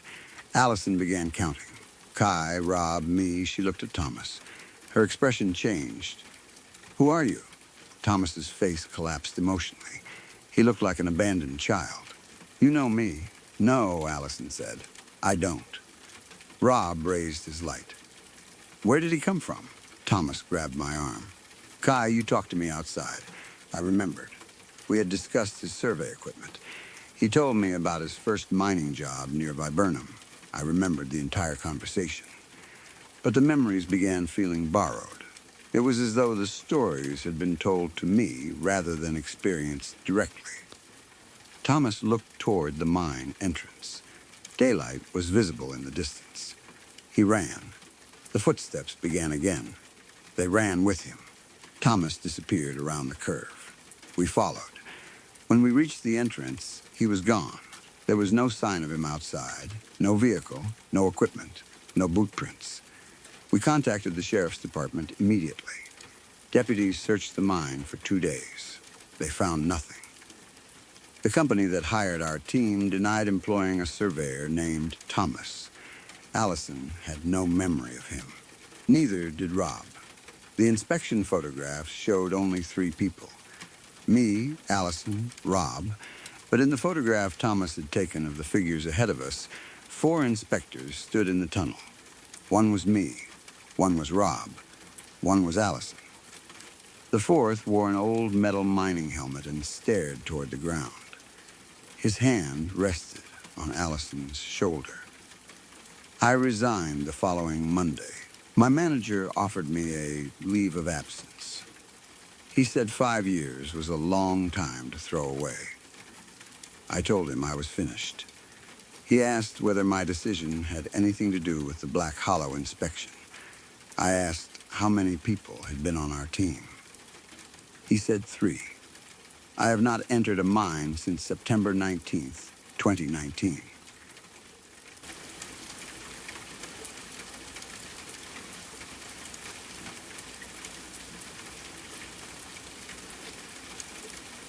Sorry to pause for just a moment. If this is your first time here, welcome. I hope you're enjoying the calm so far. If you'd like more nights like this, true stories, gentle rain, no interruptions, please subscribe to Lacuna Noir. It really helps me keep creating these peaceful experiences for you. And tap the bell so you're here every time a new story arrives in the dark. Now, back to the story. The first night, I woke to 2 sharp cracks of thunder. They came one after the other, loud enough to make me sit upright in bed before I was fully awake. For a few seconds, I did not know where I was. The room was dark. The air conditioner hummed beside the window, and my heart was beating too quickly from being pulled out of sleep. Then I remembered I was at home. I reached for my phone and checked the time. 1:11 a.m. I stared at the numbers for a moment, then looked toward the window. I did not remember seeing thunderstorms in the forecast. It had been hot lately, but the weather report had called for a clear night. There was no rain hitting the glass. No wind moved the curtains. I could not see any flashes of lightning through the blinds. Maybe it was heat lightning, I thought. I had heard distant storms before, where the sky flashed even though no rain reached the house. Sound could travel a long way at night. A storm might be passing over another town. A third crack of thunder sounded. It was just as loud as the first 2. Then, my phone changed from 1:11 to 1:12. The noise stopped. The sudden silence felt strange, but I was too tired to think about it for long. Weird, I muttered. I put the phone back on the nightstand, pulled the blanket over myself, and went back to sleep. The next night, I was exhausted. Work had been busy, and the summer heat seemed to drain whatever energy I had left by the end of the day. Even with air conditioning, the humidity made everything feel heavier. I went to bed early. Lately, my dreams had been painfully ordinary. I was not fighting monsters, flying through space, or exploring haunted buildings. I dreamed about folding laundry, cleaning the garage, doing taxes. Apparently, even my subconscious had become middle-aged. That night, I fell asleep quickly, with the air conditioner running and the blankets pulled comfortably around me. Sometime later, something beeped. The sound was loud enough to wake me immediately. It was not exactly the smoke detector, but it was close. It also reminded me of a microwave finishing its cycle. A sharp electronic beep, then another. I sat up and listened. The sound came again. I got out of bed and walked into the kitchen. The clock on the stove read 2:22 a.m. The moment I entered the kitchen, the beeping seemed to come from the hallway. I stood still, trying to identify the direction. Beep! Definitely down the hall. I walked toward it. As soon as I reached the hallway, the sound shifted behind me. Now it seemed to come from the kitchen. I turned around. Beep! I followed it back. The sound remained impossible to locate. When I stood in the kitchen, it came from the hallway. When I moved down the hall, it returned to the kitchen. I was too tired to be frightened at first. Mostly, I felt annoyed. I checked the microwave. No display error, no food inside. No one else was home to use it. I looked toward the smoke detectors. Usually, if one beeped because of a low battery or alarm, a small light flashed afterward. None of them showed anything unusual. The beeping continued. I moved between the kitchen and hallway again, trying to catch it. Then, the stove clock changed. 2:23 a.m. The beeping stopped, not gradually. It ended completely. I waited. The house remained quiet except for the air conditioner and refrigerator. I stood there for several minutes, staring between the kitchen and hall. Nothing beeped again. Eventually, I returned to bed. I told myself it had been a smoke detector, an appliance or some electronic device briefly malfunctioning. Homes make strange noises. Batteries fail. Signals interfere with one another. There had to be an explanation. The next day at work, I complained to a coworker about being woken up 2 nights in a row. I mentioned the thunder from the first night. She looked confused. She lived several towns away and had not heard anything. That did not concern me. A small storm could easily pass near my house without reaching hers. I also told her about the beeping. She suggested a smoke detector battery. I explained that the detectors were not flashing and the sound had moved depending on where I stood. She shrugged. Neither of us took it seriously. That evening was cooler. I opened the windows to let fresh air move through the house. It was perfect sleeping weather, and I was genuinely excited about going to bed early. That was when I realized middle age had fully arrived.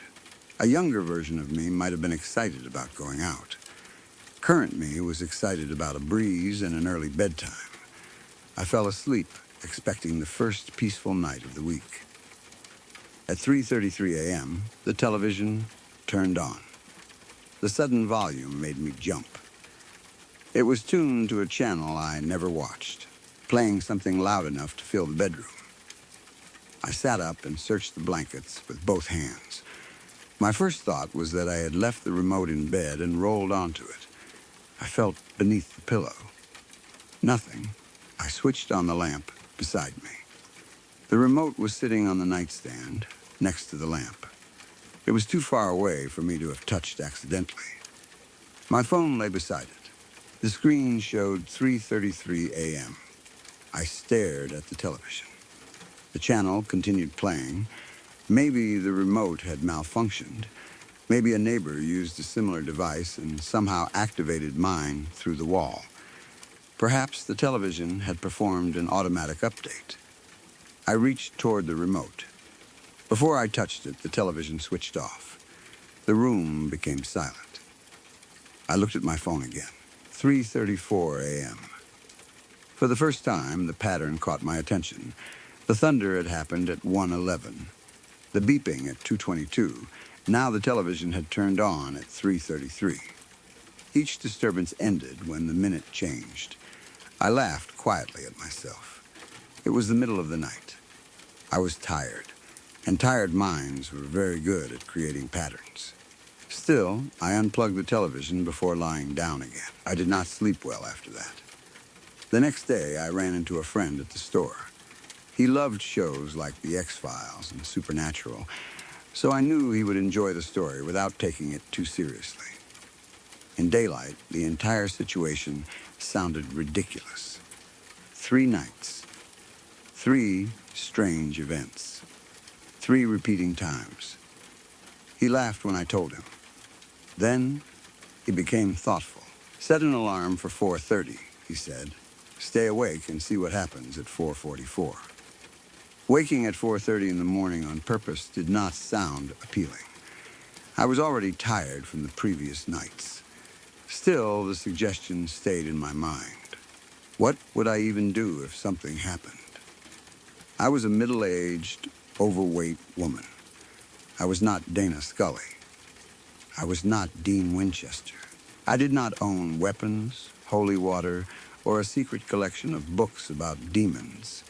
I was more of a drink wine while watching Netflix kind of person. If aliens arrived, I had no plan. If a ghost appeared, I would probably apologize for being in its way. The idea was absurd. That was why I eventually decided to do it. At worst, nothing would happen and I would have a funny story. I set an alarm on my phone for 4:30 a.m., then I set a backup for 4:40. I laughed at myself while arranging them. The week had been long and strange, and I was ready for the pattern to break. That night, I fell asleep beneath my weighted blanket. I dreamed I was doing dishes. Again, my brain was not complicated. Sometime later, I felt my cat explode into motion across the bedroom. She launched herself onto the bed, crashed into my legs, bounced against the wall, landed again, and raced out of the room. It felt like one of her usual late-night parkour sessions. I opened my eyes. My phone read 4:44 a.m. Neither alarm had sounded. That was odd. Still, the cat's behavior gave me a normal explanation for being awake. A few weeks earlier, we had found a mouse in the house. I wondered whether she had discovered another one. I got out of bed and followed her. My cat was asleep on the living room couch. Not pretending to be asleep. Actually asleep. I said her name. She opened her eyes slowly and gave me the confused, slightly irritated chirping sound she made whenever I disturbed her. She looked like an animal that had been sleeping for hours. I stared at her. There was no other pet in the house. Nothing else should have been capable of jumping onto my bed, striking my legs, bouncing off the wall, and running away. The movement had not been subtle. I had felt the mattress shake beneath me. I had felt something collide with my body. I tried to convince myself that my cat was an excellent actress. Maybe she had raced into the living room, curled up, and fallen asleep almost instantly. Cats could do strange things. The alarms bothered me more. My phone was fairly new. I had checked the volume before bed. I was capable of sleeping through an alarm, but it was not common, especially during the part of the night when age usually made me wake up needing the bathroom. I checked the alarm settings. They were still there. They simply had not gone off. I returned to bed, but could not sleep. Eventually, I went into the kitchen and did the dishes, since my subconscious had already prepared me for the task. The whole night felt wrong. There were countless normal explanations, but none of them sat comfortably together. The next day, I texted my friend and told him what happened. His response was one word. Dude. He offered to sleep on my couch the following night. I laughed and initially declined. I still could not accept the idea that anything supernatural would choose me. There had to be more interesting people for aliens to abduct. Why would they waste an anal probe on someone whose hobbies included television and looking for animals on a security camera? And what ghost had I offended? I was painfully polite. When someone allowed me into traffic, I performed the double wave. One wave when they let me in, then another through the rear window in case they missed the first. I returned shopping carts. I recycled. I tried to become friends with woodland creatures. What kind of spirit would look at me and decide I needed to be haunted? I checked the carbon monoxide detectors. They were all less than a year old and tested normally. It was summer, so the furnace was not operating. I had not changed medication. I had not been drinking heavily during the first incidents. I mentally reviewed every possible reason I might be hallucinating. Nothing obvious applied. My thoughts swung constantly between two conclusions. This is real. You have completely lost your mind. I appreciated my friend's offer, but I decided not to accept. The pattern could only continue for one more night. 111, 222, 333, 444. Next would be 555. After that came 666, which did not exist. One more night, and the sequence would end. That logic was ridiculous, but it comforted me. If this was going to be the final event, I decided to prepare properly. Not because I truly believed something dangerous would happen. I wanted evidence for the story. I set multiple alarms between 5 and 5:55 on both my personal and work phones. Then I pulled two old alarm clocks from the back of a closet. One used batteries. I replaced them with fresh ones. The other plugged into the wall. I set alarms on both. I also took the security camera I normally kept in the garage and placed it in the kitchen. Most of the time, I used that camera to watch for deer, raccoons, and other animals outside. It operated on batteries, so even a power failure would not stop it. I laughed through the entire process. The scene was ridiculous. 4 alarm devices, a camera, one exhausted woman preparing to catch a ghost, alien, electrical fault, or whatever else might arrive at 5:55. I told myself I was creating material for a future family story. Remember when Grandma thought her house was haunted?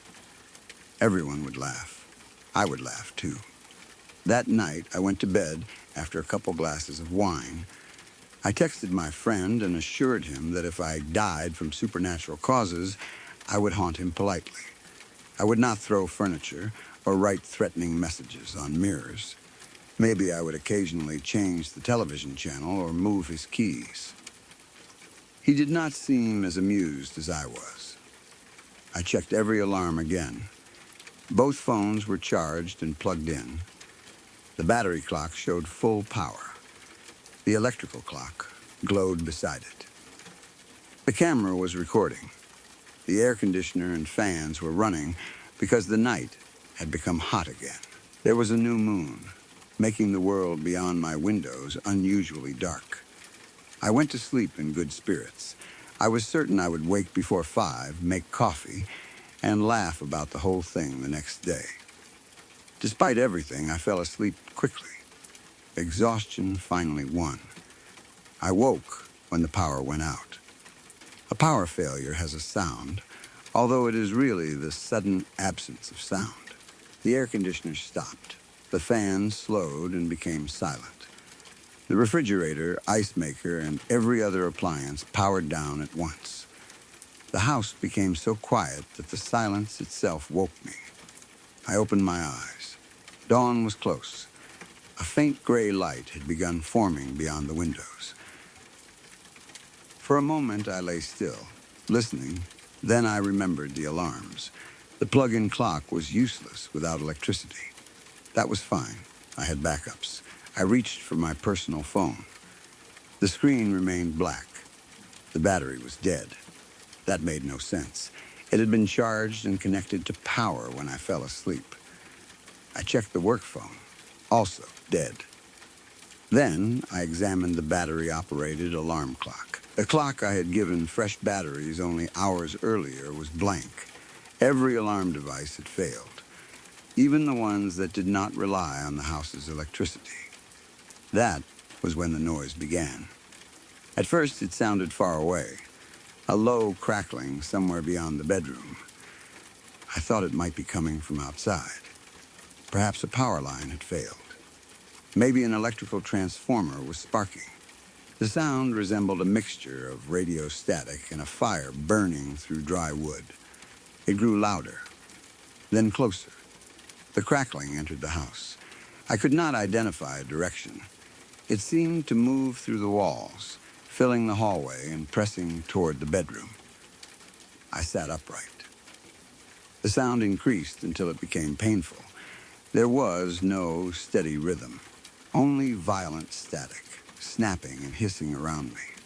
I had prepared 4 alarm devices and a security camera. I had not thought to prepare a weapon. Panicking, I opened the nightstand drawer and grabbed the first object my hand found, a vibrator. I held it in front of me like a club. Even in that moment, part of my mind understood how ridiculous I looked. The noise became louder. I covered one ear with my arm while waving the vibrator with the other hand. I had no idea what I was threatening. A ghost? An alien? An electrical demon? Whatever it was, I doubted my chosen weapon would be effective. The static overwhelmed me. I screamed back at it. I did not know what else to do. I screamed as loudly as I could while the crackling filled the room and the darkness seemed to press closer. In the middle of my scream, the power returned. Everything switched on at once. The air conditioner roared. The fans began spinning. The refrigerator hummed. Both phone screens lit up as though nothing had happened. The sound vanished. I sat in bed, gasping, still holding the vibrator in front of me. My phones began showing missed alarm notifications. Every alarm had passed without making a sound. The time was 5:56 a.m. The event had ended 1 minute after 5:55. Outside, the sky continued brightening. I checked the security camera. It had recorded nothing. Not darkness, not static, nothing at all from the relevant period. As far as I could tell, I was physically unharmed. I called my friend. He answered despite the early hour. I told him everything. The dead phones, the failed battery clock, the power outage, the approaching static, my highly questionable choice of weapon. He listened without laughing. He asked questions and sounded genuinely concerned. I asked whether I could stay at his house that night. Having another person nearby and sleeping somewhere outside my home seemed sensible. He hesitated. I laughed because I assumed he was joking. Seriously? He did not answer immediately. I reminded him that 6:66 a.m. did not exist. The sequence was finished. Whatever had happened was probably over. We would drink some Pinot Grigio, watch Bridgerton, and go to bed early. He became quiet. Then he suggested I stay in a hotel or with family. He could not host me. I asked why. He apologized and ended the call.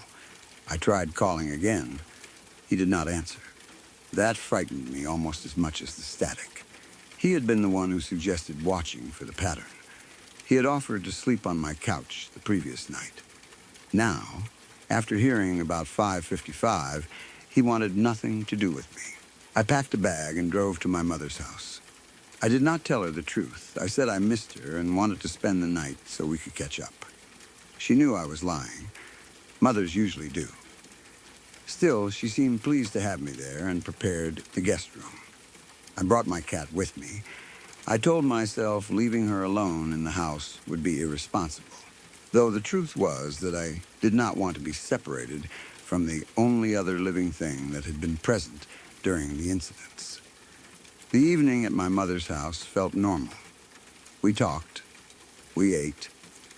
The television played in the background. Nothing beeped. No thunder sounded. No electronics activated by themselves. I began feeling foolish. Perhaps the power outage had explained everything from the previous morning. A voltage problem could have damaged the phones and clocks. The static might have come from electrical equipment reconnecting. Fear and exhaustion had done the rest. When I said goodnight and headed toward the guest room, my mother looked at me. There was a strange smirk on her face. I had never seen that expression before. It was subtle. The corner of her mouth lifted slightly, as though she knew something I did not. I paused on the stairs. "What?" I asked. She shook her head. "Nothing." I told myself I was overthinking again. My mother was probably amused that her grown daughter had suddenly appeared with an overnight bag and a cat. There was no reason to connect her expression with anything else. There was no such thing as 6:66 a.m. There were no ghosts, no aliens, no supernatural pattern following me from one house to another.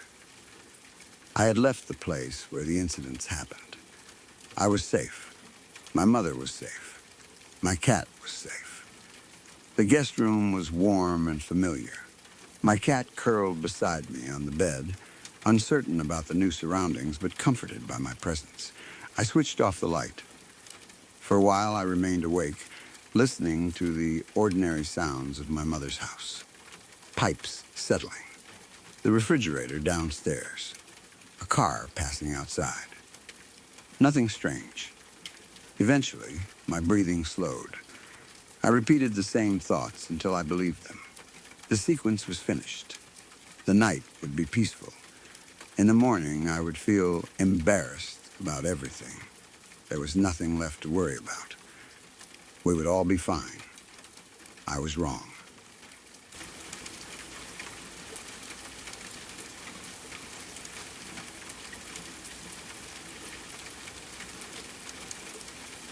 Last spring, I decided I needed a haircut. Not because my hair had become especially long or difficult to manage. I simply wanted something clean and sharp. Something that might make the rest of me matter less. For a long time, I had avoided looking at myself more than necessary. I knew what I looked like, of course, but there was a difference between knowing and studying. Mirrors turned ordinary flaws into permanent features. Photographs were worse. A bad angle could ruin my mood for days. I told myself a haircut would help. There was a barber shop a few blocks from my apartment that I had passed many times without noticing. It had a narrow front window, a faded sign, and nothing inside that suggested style or luxury. No shelves of expensive products. No bright posters promising a new identity. No apps, subscriptions, or membership plans. Only two black chairs, a long mirror, a metal tray, and the smell of soap and shaving cream. The barber was bald. He looked old enough to have been cutting hair since before I was born, although I could not have guessed his exact age. His face was smooth and calm, and he moved with the confidence of someone who had repeated the same motions thousands of times. There were no other customers. He pointed toward the chair.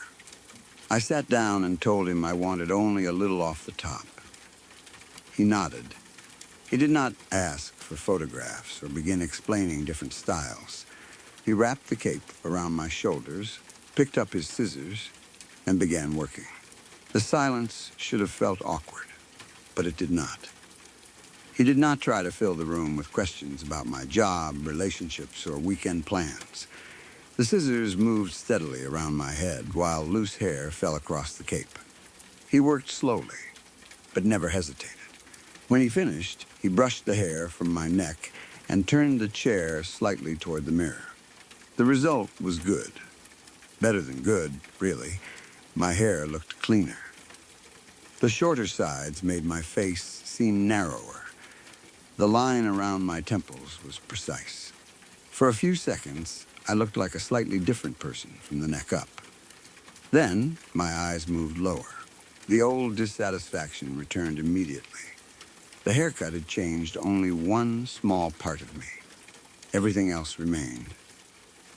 The soft jaw, the uneven cheeks, the places where my face seemed too wide, the body beneath the cape that never looked quite right no matter what clothes I wore. My expression must have changed. The barber noticed. "Anything else I can help with?" he asked. His tone was plain and professional. Maybe that was why I answered honestly. If he had sounded overly friendly, I would have laughed and said everything was fine. If he had spoken like a salesman, I would have assumed he wanted to sell me some product. Instead, he sounded like a mechanic, asking whether there was another noise coming from the engine. I told him there were other things I had been feeling insecure about. The words came out before I could stop them. He looked at my reflection. I can help with that. I laughed because I thought he meant grooming advice.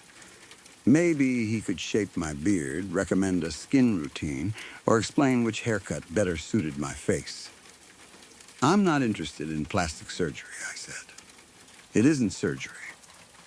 What is it? Just a little off the top. I looked at him through the mirror. I don't understand. It would be simple, he said. A cut. Before I could ask what he meant, he lifted a pair of shears from the tray. They were not the small scissors he had used on my hair. These were heavier, with long steel blades and thick black handles. He stood beside me and placed one hand against the side of my face. I should have moved. I should have asked him to stop. Instead, I remained still. The blades closed. There was a soft sound, almost like cutting wet clay. A thin ridge of flesh separated from my cheek. There was no pain, no blood. The piece came away in one smooth strip, maintaining its shape for a moment before folding slightly in his hand. The barber placed it on the metal tray. It landed with a quiet, damp sound. I stared at my reflection. The side of my face he had cut looked different. The change was subtle, but exact. The cheek was cleaner. The line from my ear toward my jaw had become sharper. It looked closer to the face I had imagined for years. The face I believed was hidden underneath my actual one. I touched the area. The skin was warm and smooth. There was no wound, no swelling, no scar. It was as if the excess had never belonged there.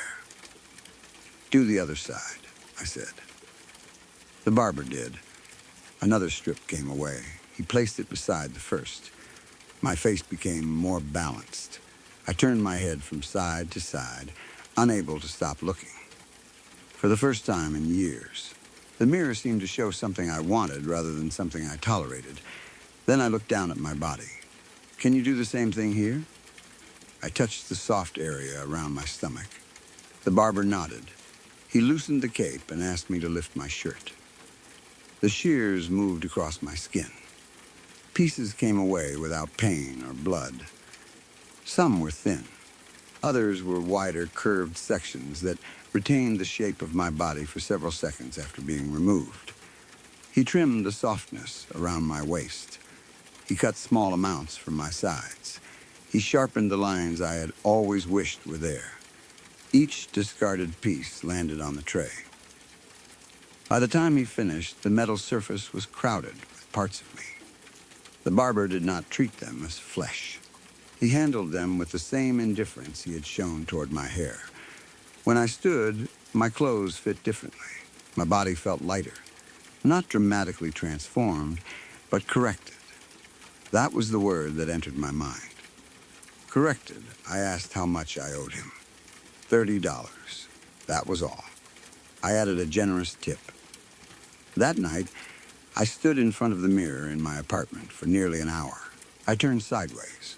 I lifted my shirt. I studied the new shape of my face under different lights. The barber's work had held. There were no cuts or signs of injury. I looked like someone who had spent months eating carefully and exercising, except the changes were too precise for that. He had removed only what I disliked. The next morning, the results were still there. I returned the following week. The barber did not appear surprised. He simply nodded toward the chair. This time I had a list.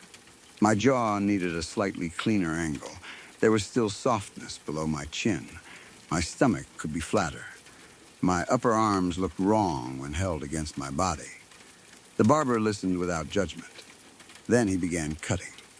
Each piece separated easily. No pain, no blood. Only the soft closing of the shears and the quiet weight of flesh landing on metal. I returned the week after that. Then again.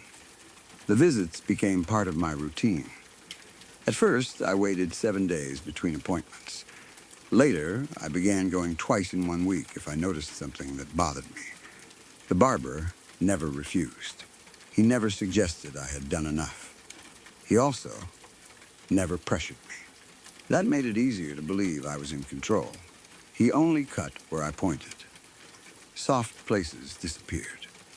Angles became sharper. The weak line of my jaw strengthened. My stomach flattened in small stages.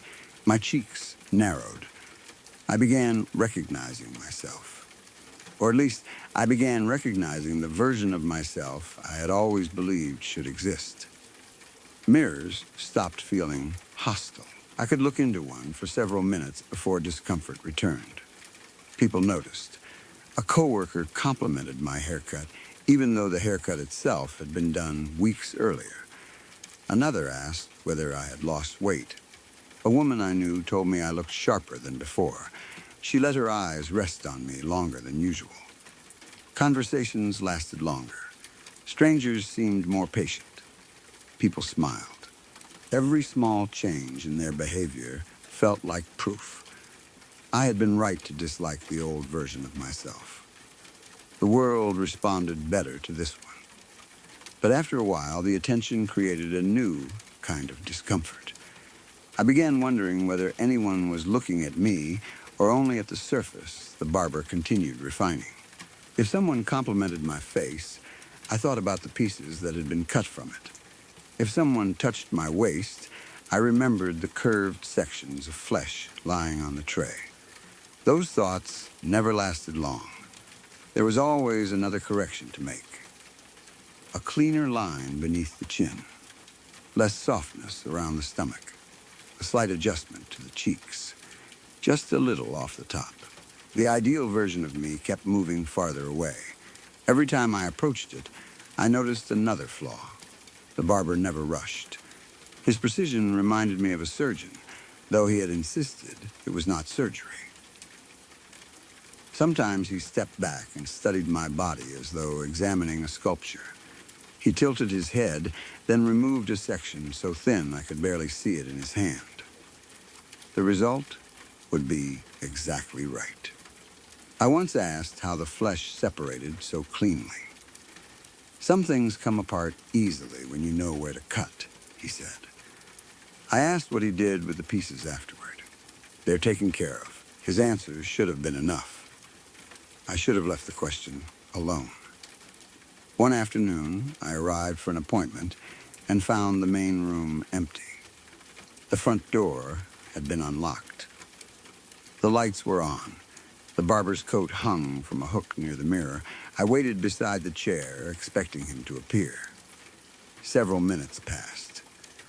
Then I heard movement from the back of the shop.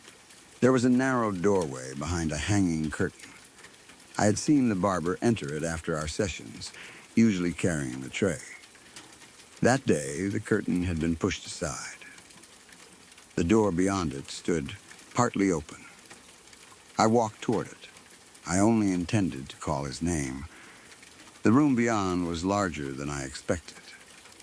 At first, I could not understand what occupied the far corner. It looked like several piles of pale fabric stacked against the wall. Then, one of them moved.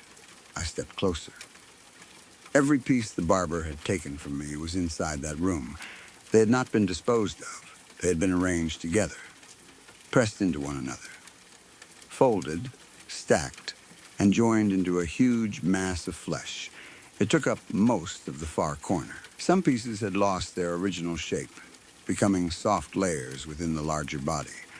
Others remained recognizable.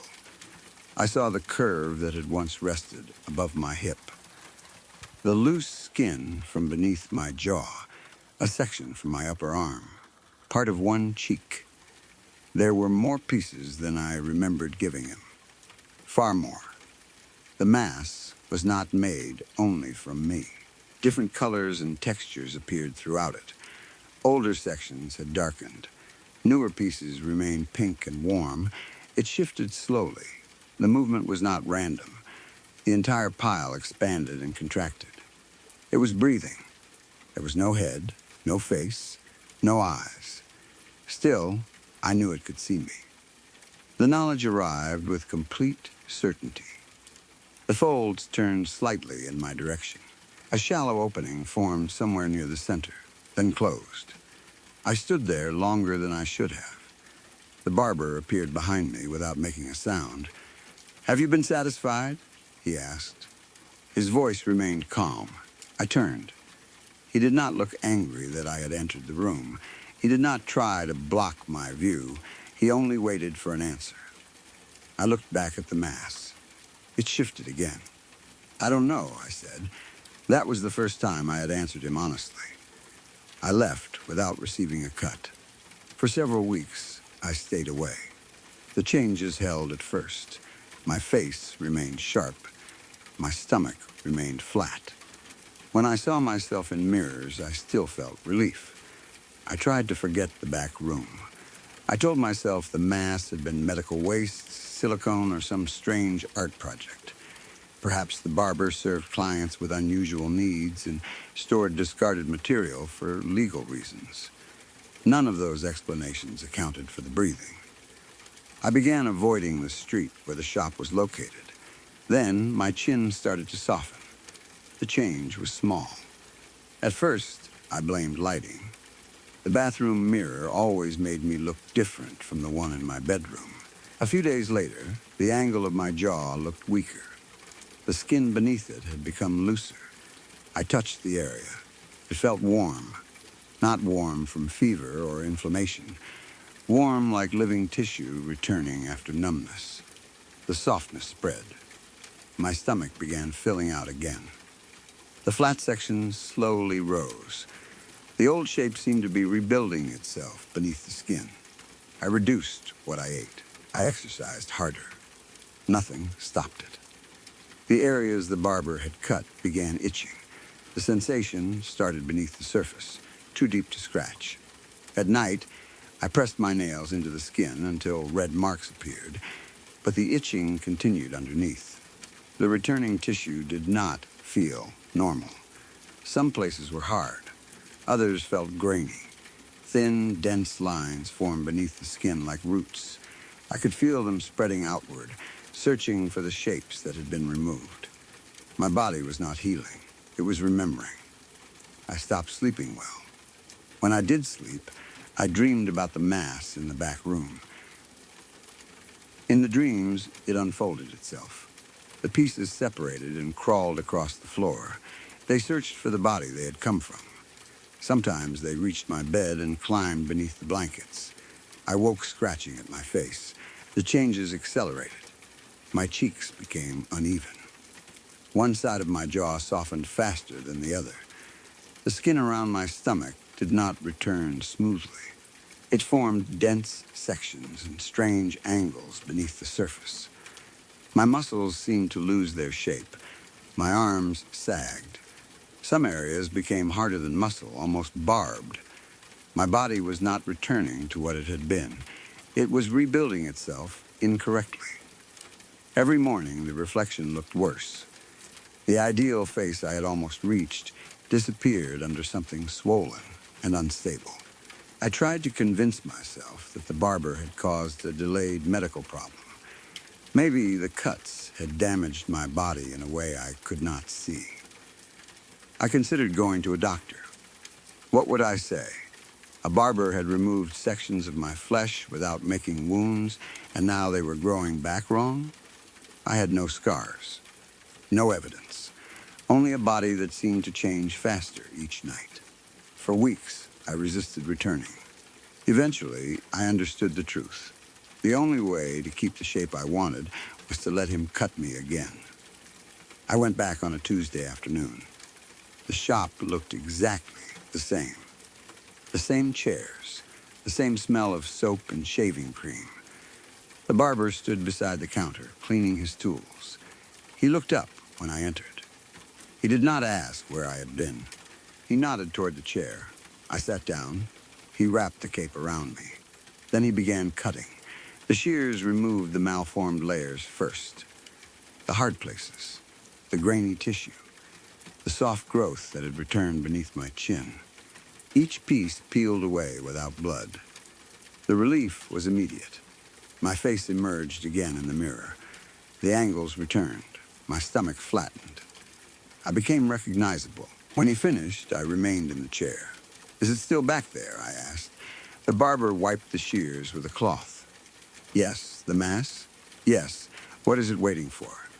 He looked at my reflection. You, I swallowed. Why? He did not answer directly. Instead, he asked, do you think you'll be finished soon? I could not answer. I paid and left. I have returned 4 times since then. The intervals between the changes are becoming shorter. After the first cuts, the results lasted weeks. Now the itching begins within days. My body tries harder each time to reclaim what was taken. The soft places press upward beneath the skin. The old shapes force themselves back, but they no longer return correctly. They twist, they overlap, they grow thicker. Sometimes I feel movement beneath my jaw while lying in bed. A slow tightening, a pressure as tissue searches for its previous position. The barber removes more during every visit, not only what is returned, but the damaged layers beneath it. The mass in the back room must be enormous now. I imagine it filling the entire space. Perhaps it has reached the ceiling. Maybe the pieces that once belonged to me are buried beneath parts taken from other customers. I wonder how many people have sat in those chairs. How many have asked for one small correction? How many believed they would stop after achieving the face or body they wanted? I have never seen another customer there. That no longer means there are none. The mask contained too much flesh to come only from me. Sometimes, while the barber works, I hear sounds behind the curtain. A slow shifting, wet layers sliding over one another. Once, I heard something strike the back room door from the other side. The barber did not react. I asked whether the mask could leave. Not yet, he said. I did not ask what needed to happen first. Part of me already knows. Every piece he removes remains connected to me. That is why my body tries to restore itself. It is pulling toward the missing flesh, or the flesh is pulling toward me. The cuts are not permanent because nothing has truly been separated. The mass grows larger while I become smaller. Eventually, there may not be enough of me left to return to. Maybe that is when it will take my shape. Maybe the discarded pieces are not waste. They are another version of me being assembled in the back room, a version made from everything I rejected. The weak jaw, the soft stomach, the uneven cheeks, the parts I hated enough to cut away. It has no face yet, because I keep changing mine. It cannot finish itself until I decide what I want to look like. The problem is that I will never decide. The ideal continues moving. Each time the barber brings me closer, I notice something else. A fraction too much softness near the mouth. One cheek slightly wider. A small difference between the shoulders. There is always one more correction. The barber knows that. Perhaps that is why he never tells me to stop. He does not need to encourage me. The mirror does it for him. I still receive compliments. People say I look better than ever. They ask about my diet, exercise routine, and skin. Some stare longer. Some speak more kindly. Their attention should make me happy. Instead, I wonder what they would think if they saw the back room. Would they recognize the parts arranged in the mass? Would they still call me attractive if they knew my old face was breathing behind a curtain? I have considered destroying the shop, burning it, breaking into the back room and cutting the mass apart.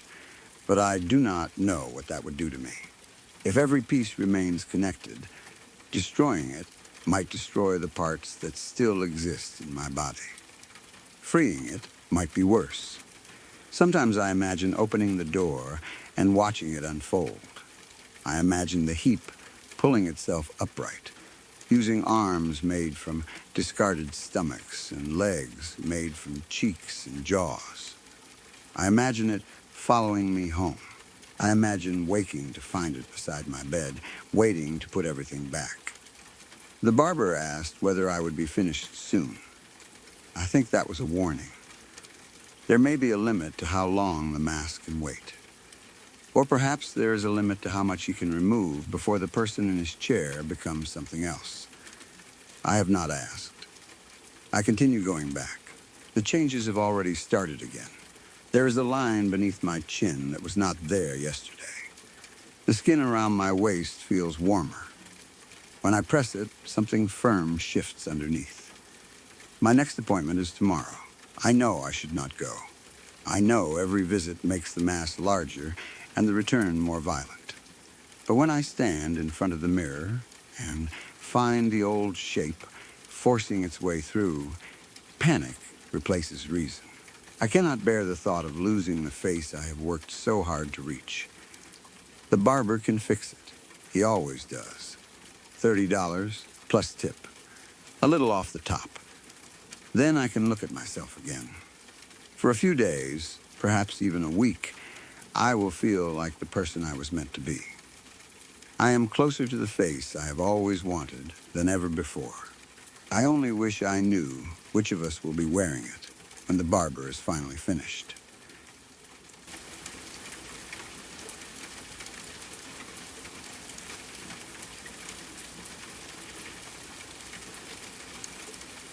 Look, if you're still watching, you already know what this channel is.